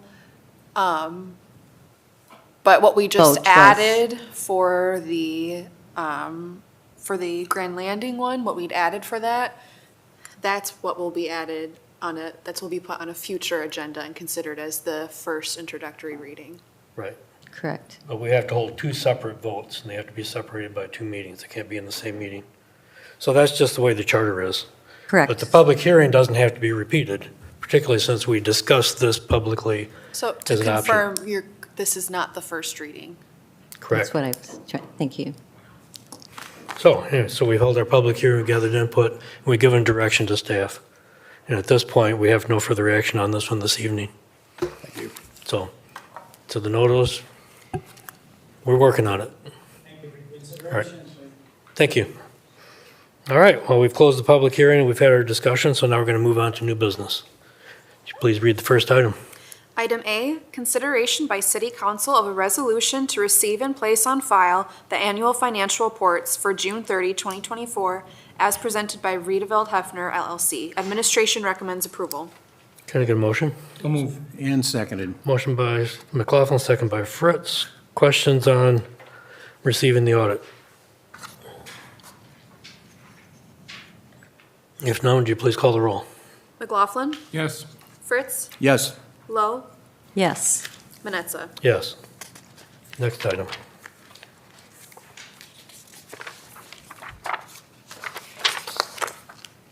Item B, consideration by City Council of an introductory resolution to amend Chapter 15, Article 2 of the Grand Haven Code of Ordinances to adopt the 2021 edition of the International Fire Code. Administration recommends approval.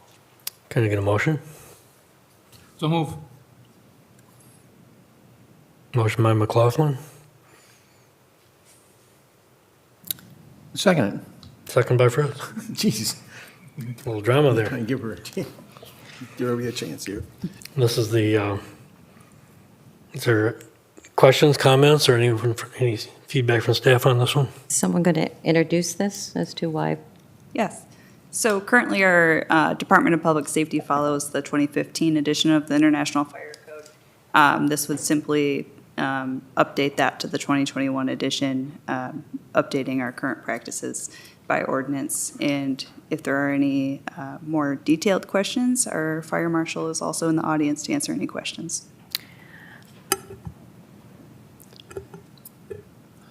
Good. Good evening, Hi, Terry Torkelson, the Fire Marshal, Good City to of see you, Grand Terry. Haven. I do have a couple questions. Yes, Just ma'am. First question is, why did it take us till almost 2025 to adopt the 2021? Were there certain ramifications that we were concerned about? We basically have been waiting for the state to adopt the International Building Code, Okay. and unfortunately, they have not done that. So we wanted to actually move forward with the adoption of the 2021 International Fire Code due to the update. And every 3 years, the code goes through review, and they have new adoptions. So they adopted we had addressed 15, they adopted in 18 and 21, excuse me, and now in 24. What we're doing is it addresses newer issues that have come along since actually 2012 to 15, be it distilleries, be it marijuana dispensaries and manufacturing. So we wanted to get caught up to that level for both our customers so they know how they're actually looked at in the fire code, and then for the safety of our citizens themselves. See. Okay. Any other questions? Major changes?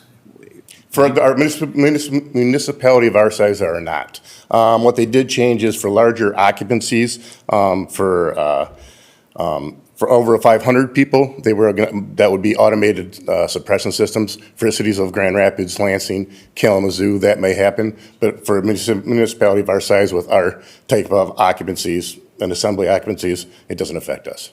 Very good. Don't want to add too much more to a burden to everybody as it is now. That's Even though fair. it's a safety thing, but we still, it's safety. Sure, we still have to consider the economics. Yeah, thank you. The whole point of adopting codes is for the safety of the public and making them current and up to date, legally defensible, all that stuff, so. Absolutely. And it should be noted that Spring Lake has adopted 21, and Grand Haven Township is in the process of doing the same. So we would all be consistent with the surrounding municipalities as well. And it seems like we're always adopting the previous code. Yes, we are, correct. Yes, sir.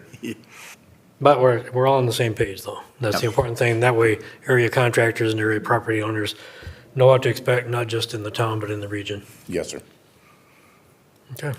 Any other questions? Please call the vote. McLaughlin? Yes. Fritz? Yes. Lowe? Yes. Manetza? Yes. Next item, please. Item C, consideration by City Council of a resolution to approve a facility encroachment agreement with CSX Transportation, Inc. for underground utilities within the Columbus Avenue reconstruction project, pay the required fee of $500, and authorize the mayor and city clerk to execute the necessary documents. Administration recommends approval. All right, can I get a motion? So moved? Second. Motion by Fritz, second by McLaughlin. Ashley, do you want to speak to this, or do we have Derek here? I believe Dana will. We have Dana, I'm sorry. The one You're behind the monitor? You're hiding behind that monitor, I can't see you. Here, let me stand up. Good evening, council. So before you tonight is a request to approve an agreement with CSX Transportation for us to bore and jack underneath the rail line. They do require it anytime there's going to be an encroachment on their rail line. And as you know, we're preparing for reconstruction of Columbus Avenue, and it crosses the rail line in this corridor for 2026. So this is a necessary document for us to continue to work with CSX and for them to continue to review and work with us on that project and pay the required fee. Okay, thanks. And they've been good to work with? Thus far, they've been cooperative. We started that process extremely early. That's why we started engineering as early as we did and started making our plans so that we could get through their approval process. And so far, things are going well.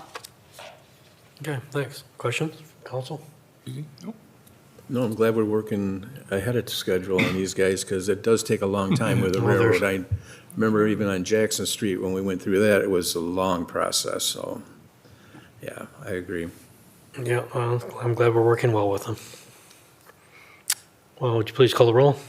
Fritz? Yes? McLaughlin? Yes. Lowe? Yes. Manetza? Yes. Next item?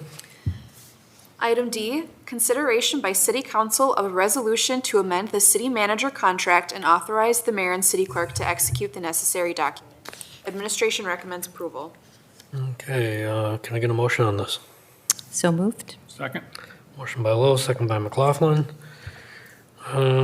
Ashley, can you speak to what we're voting on? Or should we have or should Amanda be here? Amanda is not here with us this evening, but essentially, I believe the only major amendment to this contract is in regard to the term. So my contract was set to expire next year. After discussions upon my review, we discussed the possibility of an extension and what that might look like. So this proposal is for a 5-year term with automatic renewals following that term. Okay. Questions, comments? I think this reflects much of what we discussed in your review. Well-deserved. Thank you. We'll keep you around. Appreciate that. Please call the roll. Lowe, Yes. McLaughlin, Yes. Fritz, Yes. Manetza. Yes. Next item. Item E, consideration by City Council of a resolution to approve a license agreement with Temptations for continued use of space at the Grand Trunk Depot. Administration recommends approval. Okay, can I get a motion? So moved? Support? Motion by Fritz, second by Lowe.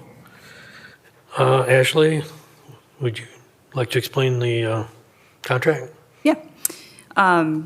Again, as our license agreements with our tenants at the depot are set to expire, we're looking to continue to renew those. Temptations obviously been a longtime tenant of the city of Grand Haven in different locations, but we're looking similar to the previous license renewal of an extension for 10 years. That base rent would increase to $17,424 annually, providing an increase to the city along with annual CPI increases accordingly. The base rent, again, as with many of our tenants, is not inclusive of those taxes and utilities. Those are billed independently to the tenant. I believe that is all I have on this matter.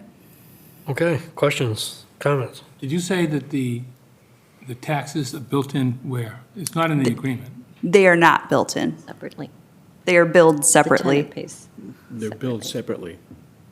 Yeah, not Then part why of- is it in norms and not in this one?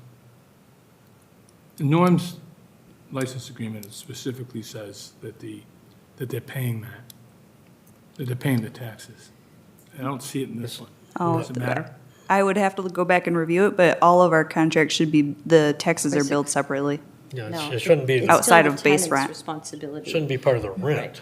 even though they do have to pay It's the not tax. included in the rent, but they still have Okay. an obligation to pay. Is that Makes me correct? feel a little better. That's correct. Yeah. Yeah, No, okay. all of our tenants are billed property taxes outside of their base rent, in addition to their base rent.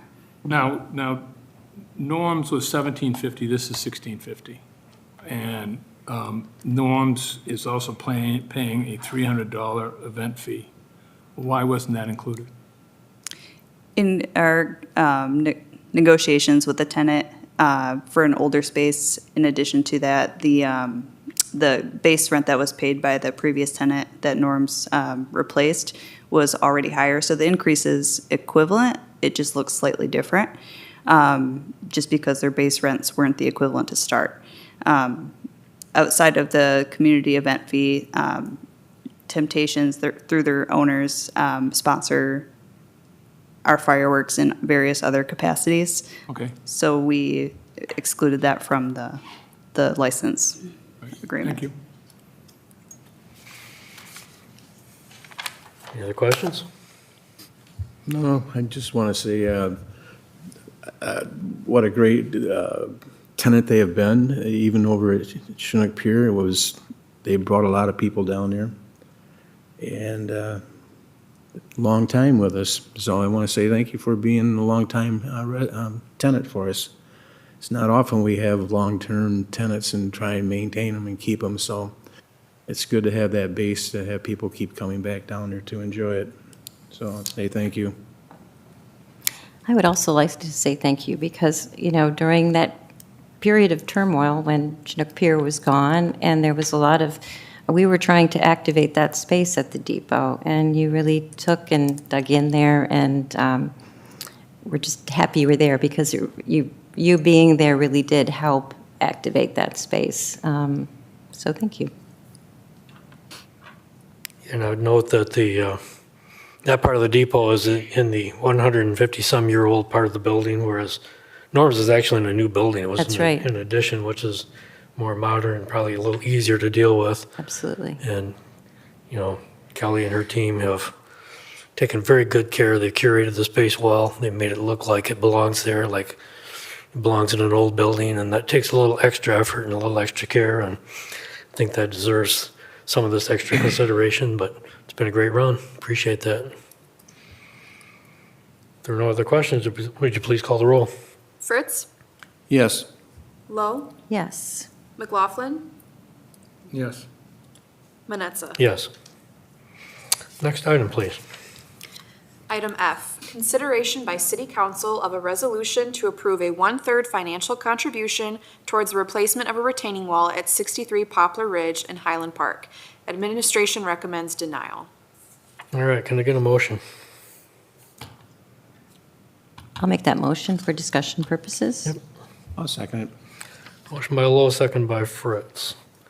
And this is an appeal of an administrative decision, and ordinarily, we wouldn't hear appeals of things like traffic tickets and building code violations and late fees and such, but it was denied on the budgetary basis, and budgets are the province of council, and so it seemed appropriate to me that it gets appealed here and that we respond to it.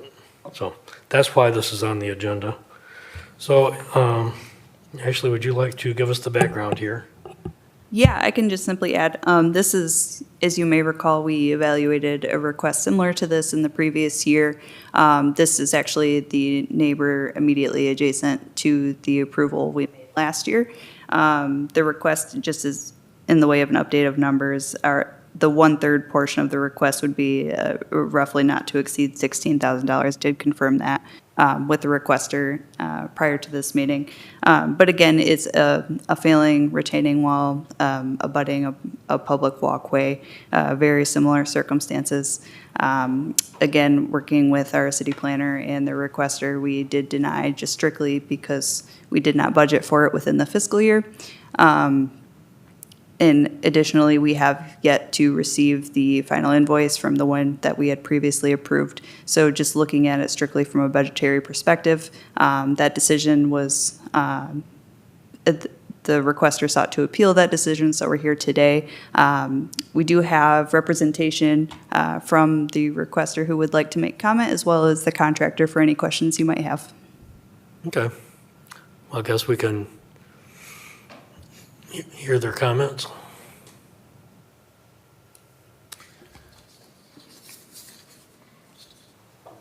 Dave Swain. I live at 547 Slate, and I'll be really brief here, thank you. Pardon me. I'm part owner with my two sisters of our family cottage, which is located at 63 Poplar Ridge, the property in question. I'm here to briefly talk about possible city financial assistance in replacing the failing retaining wall at the residence. The wall is contiguous with a section of our neighbor's wall, the neighbor's Marietta. The wall holds back a sand dune and has been in rough shape for years. I'm not sure if everybody saw pictures or not, but anyway. We've been informed by Landtech WMI out of Holland, and Representative Kurt is here to answer any questions, that the failing retaining wall would require replacement. Failure would lead to blockage of the sidewalk and not allow direct access to cottage owners to the south of us. And the city has agreed to contribute 1/3 of the cost of our neighbor's wall replacement. And my two sisters and I were, primarily my sister Susan Smith has been in touch with the city since early January requesting the same assistance. And we are aware that there are no monies in the current budget for this, but we would hope that council will not turn down our request for that reason alone. If I may add too, I believe the final total for our section of the wall is going to be around $47,000 to $48,000. So 1/3 of that would be $15,600 to $15,900, something like that. And I don't know if I can answer any questions, but I'll try if you have any. Otherwise, Kurt from Landtech is here from Holland. He would have the technical expertise to answer anything you may have. So, thank you for letting me speak. All right, thank you. Thank you. All right, any questions from council? Who would like to begin this discussion? Karen? Well, I'll begin, because we've had this, discussion on, the retaining walls. There were a number, and this is where we went with Mrs. Bigelow's property as well. There were approximately 17 retaining walls that were included in a proposal that came before you in your prior term as mayor, and Yes. I think the spring of 2021. And at that time, and that's where the 1/3 comes up with the agreement I think it was unanimous among council, to pay for a third of these.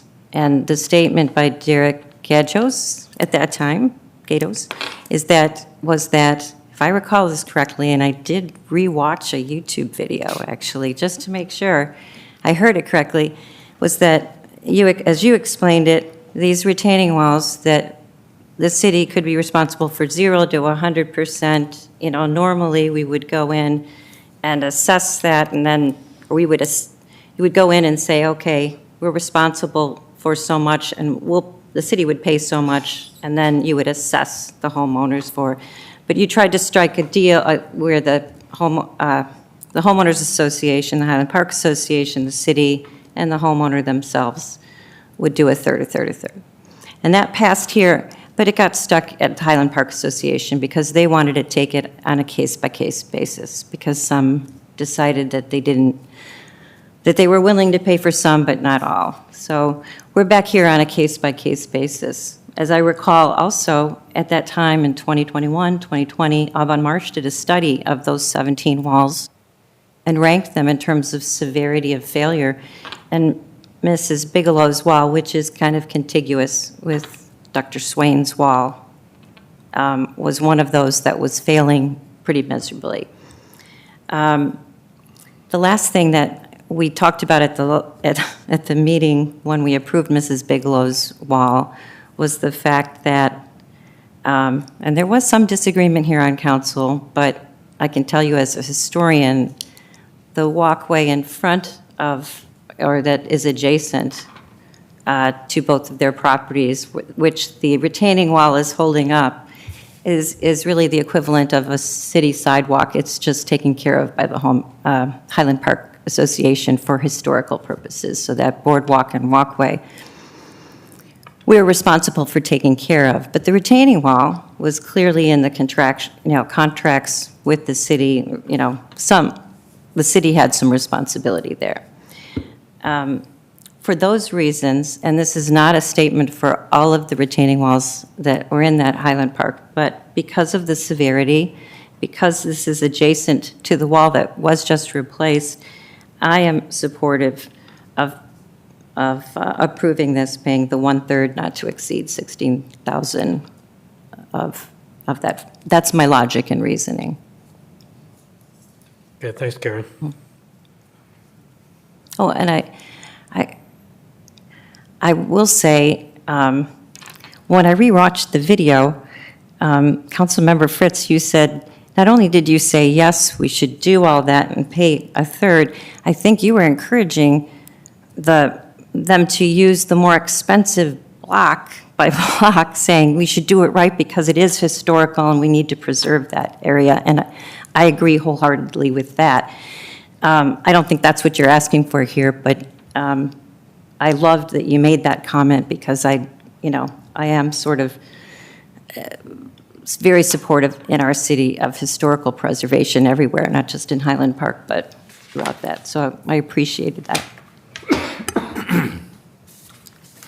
You said it, go ahead. Mike, would you like to Well, no. make a comment? But then, as you said, the association did not want nothing to do with us. No, They turned us down for what our offer was. We wanted a third, and a third, and they didn't want to do that. That's not really an agreement anymore. No, but then we're back to the 0 to 100% assessment of what our, this is what we would do for any other resident of the city. If we saw there was something where we had partial responsibility, we'd send Derek in, and Derek would have to determine whether we're 0 to 100% responsible for it. Evan Marsh went out there and did a study for us on They all did those do it, walls. yeah. I seen Yeah. that too. But we don't have it in the budget at this time for it. If we had it in the budget, we could budget ahead of time. We'll be doing a budget process pretty soon. It has to be done right now, or can we put this into the budget? Well, I guess those are the decisions we can make. We can decide how to deal with it. I think the initial decision is whether or not we want to participate. Right. If it's continuation of the Approve other it. wall, I don't mind continuing it to it, since we already started it. But the thing of it is, we don't have that in our budget at this time. If we're gonna do a budget, we should set it up for it so we can take care of these things. We need to start figuring out something for it. I mean, this could never end. Yeah, good. I mean. You're right. Well, it's Where do you why wanna go? each one has I to be mean, when- taken. When is it gonna end? I mean, it could cost hundreds of thousands of dollars. It's not in the budget. And, you know, I'll never supersede the city manager. She says she's not ready for it. I'm with her. I'll go with you. Because we don't have the budget right now. Well, that's not to say that we can alter budgets or we can budget something for a future budget. We can do what we want. I think the question is, do we want to reimburse a third of the cost of this retaining wall, whether it's now or later? I think that's really the question. And I rewatched as recently as today, the November 6th, 2023 council meeting where we approved Mrs. Bigelow's retaining wall. And the logic there was a lot of the points that were just covered, and a lot of misgivings on the part of council as to what the responsibilities were and how we should be paying for it and where would it ever end. But the unfortunate thing is that in the 2021 proposal that we made, which council agreed to distribute the cost 1/3, 1/3, 1/3, evenly spread between homeowners, Highland Park Association, and the city, was we had a list of retaining walls of varying degrees of responsibility, some purely public, some purely private, some mixed, some to the benefit of the larger Highland Park neighborhood, which is why Highland Park Association was asked to participate. And while council was agreeable with that, no agreement was made because HPA said no. And so here we are looking at case by case. It was a simple solution for a complex problem. It was a way of saying, let's not have these discussions every time a retaining wall comes up. We'll just deal with it in a simple manner, and that is not on the table. So here we are. Right. It doesn't, just saying that, gee, this won't end, that was a way to try to deal with it, Councilmember McLaughlin once, which I applaud them for trying to do. Unfortunately, it didn't go through. And I would say in part because one of the walls that was on that was just replaced recently. It wasn't a historical wall. It had been replaced by a group of homeowners, and then there was a lot of questions about, among the Highland Park Association, why should we pay again for this, this wall? So it wasn't the more urgent, old crumbling walls that was, and that just, there was no opportunity because the association, other members of the association who voted did not have the opportunity to talk about what was on that. I think the Highland Park Board would have been more successful coming to the city with a smaller set of those to agree to. But be that as it may, I think we were willing to do it then. I think what we want to discourage is going forward is none of this after the fact. We're going to reimburse you. We should do this within the Public Works Department, within the budget. None of this, hey, we had to do it because our neighbor just did it. Well, that's understandable. It's contiguous, but we need to kind of stop that and kind of get back into where this goes through Derek and his crew. If you have a retaining wall that you're, concerned about before you start work on it, let's hear all about it. And so that's where I'm at, on it. Again, I'm only one vote here, but I think it's a more than reasonable request given what we have previously approved. And I guess my takeaway here is that in the purchase agreement, it speaks of retaining walls. City shall maintain and repair retaining walls depicted on the drawing attached as Exhibit B, which I understand the city attorney has said, yes, this is one of those. Correct. And hereby incorporated in this agreement by reference, the city intends and the association acknowledges the city's intent to specially assess the parcels benefiting from such maintenance or repair. And apparently we skipped a step back in 1997 as far as getting people in Highland Park to agree to be specially assessed. So they can still contest that and refuse to pay. That's my understanding of the backstory here, was that, yes, we put it in black and white, the retaining walls as identified in this exhibit we would maintain, repair, and assess, which is what we would do if somebody had a broken sidewalk in front of their house. We would replace that and charge the homeowner for it unless a public tree uprooted it or something like that. So, I mean, that sort of mechanism was fairly typical, and apparently we're kind of compromising our ability to specially assess in this case.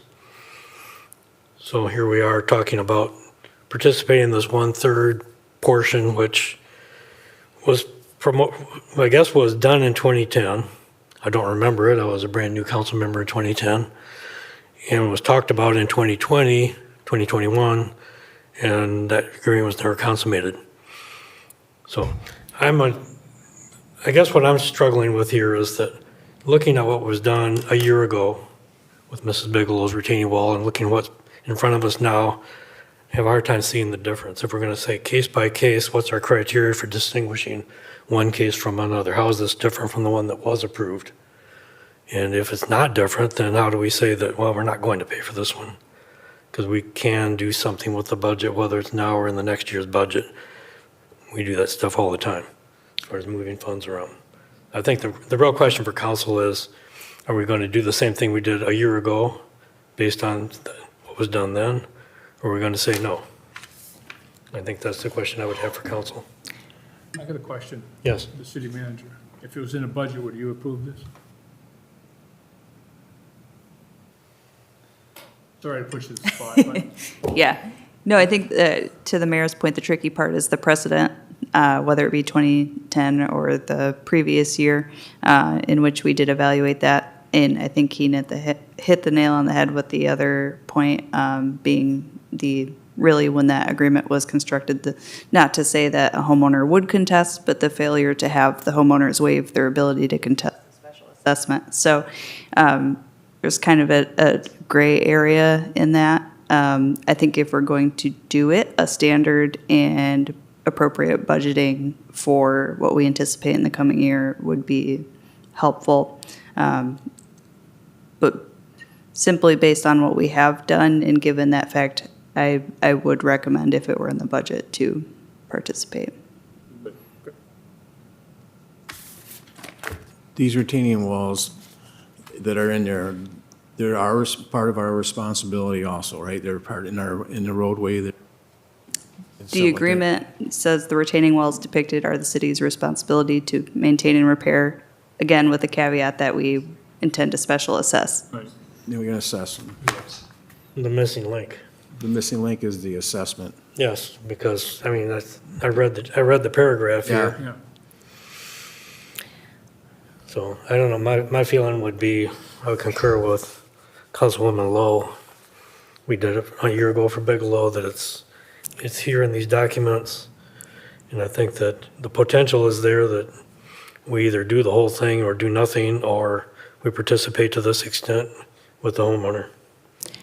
I don't mind. I also think, and I'm going to say this is part, I think, what makes this particular case very similar to the prior one. It's part of one contiguous wall, basically. And so the next one, if we want to, I would like to see anyone considering that replacement in Highland Park to be going to Derek, and it should be part of, the city should be doing the repair and deciding what percentage, we pay, the city, like you do anywhere else where there is some joint responsibility. How much do you assess, do you assess the homeowner 100% or, something less? It should be a part of your planned projects going forward. But again, this was a unique situation where we approved, the neighbor started work, breached the wall, breached the retaining wall, and then we've got, the person right next to it trying to, get theirs done. I think in all fairness, this one, we should approve this one just as we did Bigelow's. But I would encourage all others should come forward. They shouldn't be, there is no guarantee that you get that deal. It should be, I'll go through you, Derek. We should I have hope a you agree policy. with that. It should be, We should have a policy. it should go through the anything else that is similar would come through your office to approve and be part of a budgetary process, not come on the back end. That is Correct. something that we could take up on our goal setting session we have. Yes. We could set up forward and moving forward, going with an assessment or whichever direction that we would like to go. I think that'd be a great idea going that way forward. But you're right, continuation of the wall, I understand that. I really do. But we don't have it in the budget, but the only thing is we're going to have to amend our budget somewhere to cover this. Or we could Just- make an item in our next We're already budget. running a deficit budget. Well, we could do that, or we could say, Just wait. next fiscal year, we could cover it. Right. Yeah. Yeah. It would be Reimbursement done on a will occur in reimbursement And they're going to basis. do it this year Right. anyway, so. I don't mind if we have it all budgeted for it. I don't mind going forward with this, but in the future, for us to do, that we should probably set a program, some setup, if it's going to be an assessment or whatever it's going to be. Right. We move Right. forward with it. Exactly. Then they Agreed. can understand what's coming down their pipe. They'll know ahead I of agree. time. Yeah, I think, We don't have to have people go back, 15 Absolutely. years and watch YouTube videos. That's right. Yeah. yeah, I think establishing a good process would be an important piece for us. It's for the motion before us tonight, we could resolve to approve this 1/3 financial contribution, but we would have to do it with the understanding that it's not budgeted, and the budget would have to be accommodated in some manner. That's not really defined here and now. Right. I don't think that was I think the underlying question is whether or not we're going to, We're going to participate in it. Participate at and we'll all. figure- Yeah, so that's what the motion before us says. okay, It doesn't mean we're going to cut a check tomorrow, correct. but I Well, think so it does is it- mean that we need to, if we approve this, we're going to have find to a deal way with it on a budgetary basis. If we, But it's going to be not, no matter what we do, it's going to be not to exceed. Because if something happens and it goes up by $15,000, it's their problem, not ours. Yeah, and this is a reimbursement basis, and the work has, I believe, been completed in full? Full? Well, Near come to the full. microphone so we can hear you, And please. you already said not to exceed So 16. You can The come to the not to- microphone if you have something else to add. The not That way to, they can hear you on the radio. Okay. the not to Thank exceed you. 16,000 would be. Yeah, Kurt Hall with Land Tech. The project is essentially complete. We just need to go back in, do a little bit of restoration, and just kind of trim up the edges and that Okay. sort of thing. Probably half a day's worth of work. So I think we're looking for a final non-growing number. Yeah, Our we're, portion would be under X, yeah. 16,000 or under we're under estimated. budget, Yeah. so, Okay, we like that. That's good to hear. That's good news. That's the first. yeah. We're also under budget. We don't for hear that too bigelow's as often, do we, well. Darren? So make sure that we have that number so that if we do approve this, that we're approving a specific number instead of a floating number. Yes. Okay. All right. So the motion before us is a resolution to approve a financial contribution. We understand that there are questions about exactly how this gets budgeted or when it gets executed. But are there questions on the motion that's before us? So that means we would be in this year's budget, or was going to be in for next Well, year? that's not been said. Do you want to include that in this resolution, or do you want to leave it No, I floating? don't want. I just think wanted- it would be helpful if you generally approve to participate in this, that Emily and I could sit down and look at if it makes sense to, in this fiscal year, move something, or in next fiscal year, accommodate that. So we can leave that to the discretion of And administration. we could bring that back, or at our discretion. Does everybody understand that and agree? I'm okay with that. So we're making a motion, amending it a little bit with approval from Emily and Ashley and, The how, yeah. Yeah, The how and the when. actual means of doing it. yep. Right. Okay. Is the language of this motion sufficient as is, or do you want to add to that? So. As long as in the minutes and she understands, we Yeah, understand. this motion doesn't say anything about funding, so you wouldn't necessarily. Just agreeing to it. Yeah, we're Yeah, just, just agreeing that you are going to contribute the funds. Okay, that's okay. I think that was my point, was that, Just I making think, sure. I think it's adequate as is. We're good. Yeah, should another approval need to come in the form of a budget amendment or in a new budget document, you would see that in the future anyways, Okay. regardless. Yep. All right. I agree. Good. All right. Any other questions? Please call the roll. Lowe, Yes. Fritz, Yes? McLaughlin, Yes. Manetza. Yes. All right, next item, please. We're gonna- So consent agenda, consent agenda item C, which was moved to new business, G. approve a resolution to award a waterproofing bid in the budgeted amount of $40,612.75 to Ayers Basement Systems of Kentwood, Michigan. All right, can I get a motion on this? So moved? Second. Motion by Fritz, second by McLaughlin. I asked that this be moved to new business because I wanted some clarity on what's being proposed to be done and what kind of background investigation preceded this. So I think that Mr. Lemke is probably the right person to answer those questions. I will certainly try. Good evening, Derek Lemke, Facilities and Grounds Manager. I know you had some questions about if Abbott Marsh had been in the space. I had 3 different companies come in and bid the project.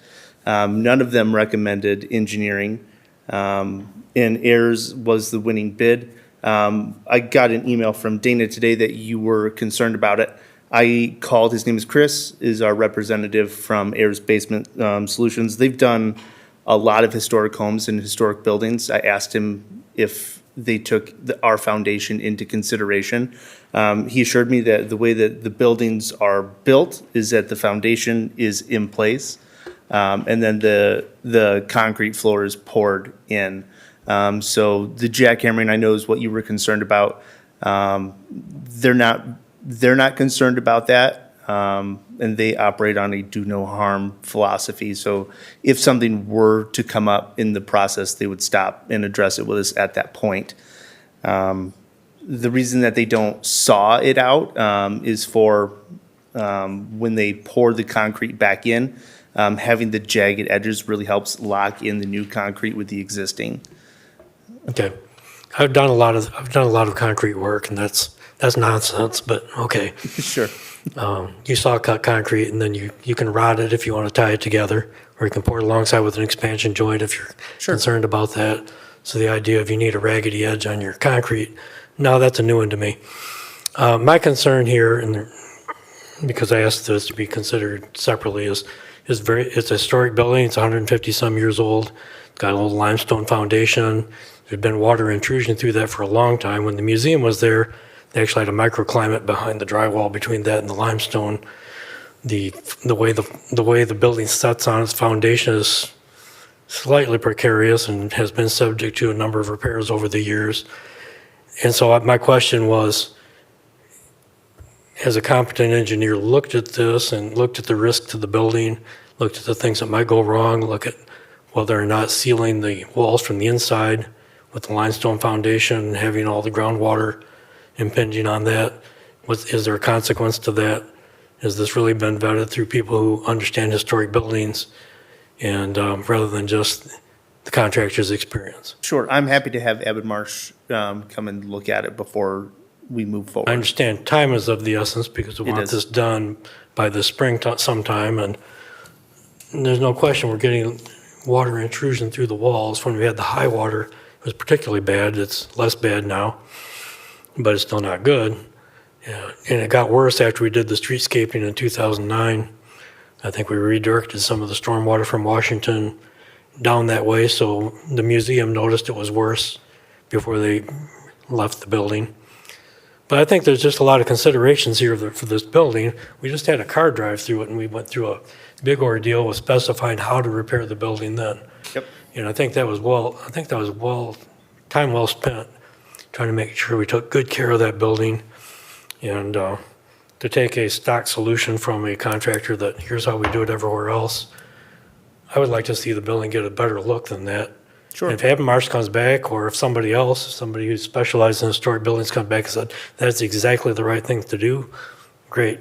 But I'm worried about it. So I worry about that building, and that's why I asked this to be separately considered. Sure. I will talk to them this week, and we'll come back at the next meeting. So I don't know if other council members have concerns or think that my concerns are overblown. No, I agree with you, and I'm glad that you have that background and experience. I have concern for our historic building. It's one of our treasures there, anchoring our historic district downtown. So, and I'd like to make sure we're doing it right as well, because it can't be replaced. It's a historical gem. So I would be in agreement with you then if we could get Avon Marsh or an expert to Okay. inspect and You wanna agree hold this that's the right open? process. You want to table it then? Yeah. So, I mean, I would like to postpone action on this Postpone item. it? Okay. I'll make A motion for to that, po- because I'll make that motion. Yeah, we need to. I'll make a motion to postpone. Second. Okay, I think that's, Okay. okay, motion by Fritz and second by McLaughlin and by Lowe to postpone action until we get further report back from Derek on the investigation of this storage building. Absolutely. Okay? We want it to last another 150 years. Yep, certainly past my term, I think it'll be past me. maybe, Doubt it. maybe. All right, so the motion is to postpone, it's not to postpone to a specific date, but to postpone when Derek is ready to come back. Fritz? Yes. McLaughlin? Yes. Lowe? Yes. Manetza? Yes. All right, that's our last item of new business. So we are to report by city council. Well, this is going to be a busy week, not only today, but tomorrow they got the tree lighting at Bolt Park. And then Friday, geez, what else is going on? And then Saturday, the parade, you name it, we got the ringing on Friday. So, Week's man, buried. and also Salvation Army, if you're out there listening, they need volunteers to ring the bell, so please, please give them a call and volunteer some time if you could. It's very important for me. It's good for the town itself and the whole community. And, the Lions just snuck through, didn't they? Huh? Yeah, they played well. That's all I have. Thanks, Mike. He kind of covered it all, but Well, we can except for, I want to wish Ashley a happy birthday. That's on Wednesday. It's on Wednesday, so we won't be here. That's it. You covered everything else. Okay, Nothing for me. no, just a lot going on. It's a great holiday season coming up. This is a lot of fun and a great sense of community here. So appreciate all of that from everyone, and I'll turn it over to Ashley.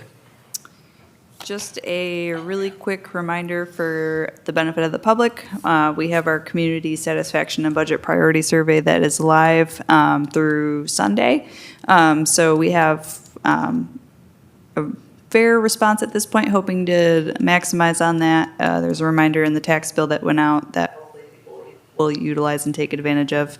Of course, that will feed into your strategy session that's scheduled next week, Thursday, December 12th at 6 p.m. in this room, at which point we'll look to highlight the previous year as well as go over some of those survey results as you look to set your next fiscal year strategies. And then I'm going to defer a few moments of my time to Derek. All right, Councilman, Derek Gates, Public Works Director. I had a couple announcements. I was going to do it at the opening, and anyways, it fits in right here real good. First of all, you approved tonight some water meter repair parts, right? So when I wrote the memo and we had the pricing we had from our supplier, we're a single source supplier on the water meters I mentioned in the memo to you, but we were able to secure a 15% discount because of the large quantities of those. So this saves our water system just over $41,000. So what you approved tonight will actually be $41,000 less. But we got that at the last minute, right before the holiday. But I want to let you know that we still, even though they're sole source, they're a great vendor, great product, and we still negotiate as much as we can to get that stuff. So that was number one, big savings. And number two is it seems like it's Public Works night here at the council meeting. We've had, I think, every one of our managers is here, including a new one I want to introduce. Mike England is our new Streets and Utilities Manager. He comes from the city of Allegan, and we're extremely happy to have him here. You will see him here in the future, dealing with lead service lines and our utilities, amongst many other things, so. Welcome. Welcome. Thank Mike. you. Hey, Thank you. welcome. Very excited to be here. We have plenty for you to do. That's right. I just want to add one thing. Sure. I want to say thank you for you guys getting out there and getting the snowplows out and that, moving it, because it was quite a storm this morning, so Yeah. thank you to the workers. They did a fine job. Yeah, I'll pass that along. Thank you, Mike. Okay, and then You were going to remind us of our strategy session, or did you do that? I wasn't listening. He wasn't listening. I believe I did. Okay. I knew you were talking about the survey. I didn't remember I the will rest. try to make it sound more interesting next time. Okay.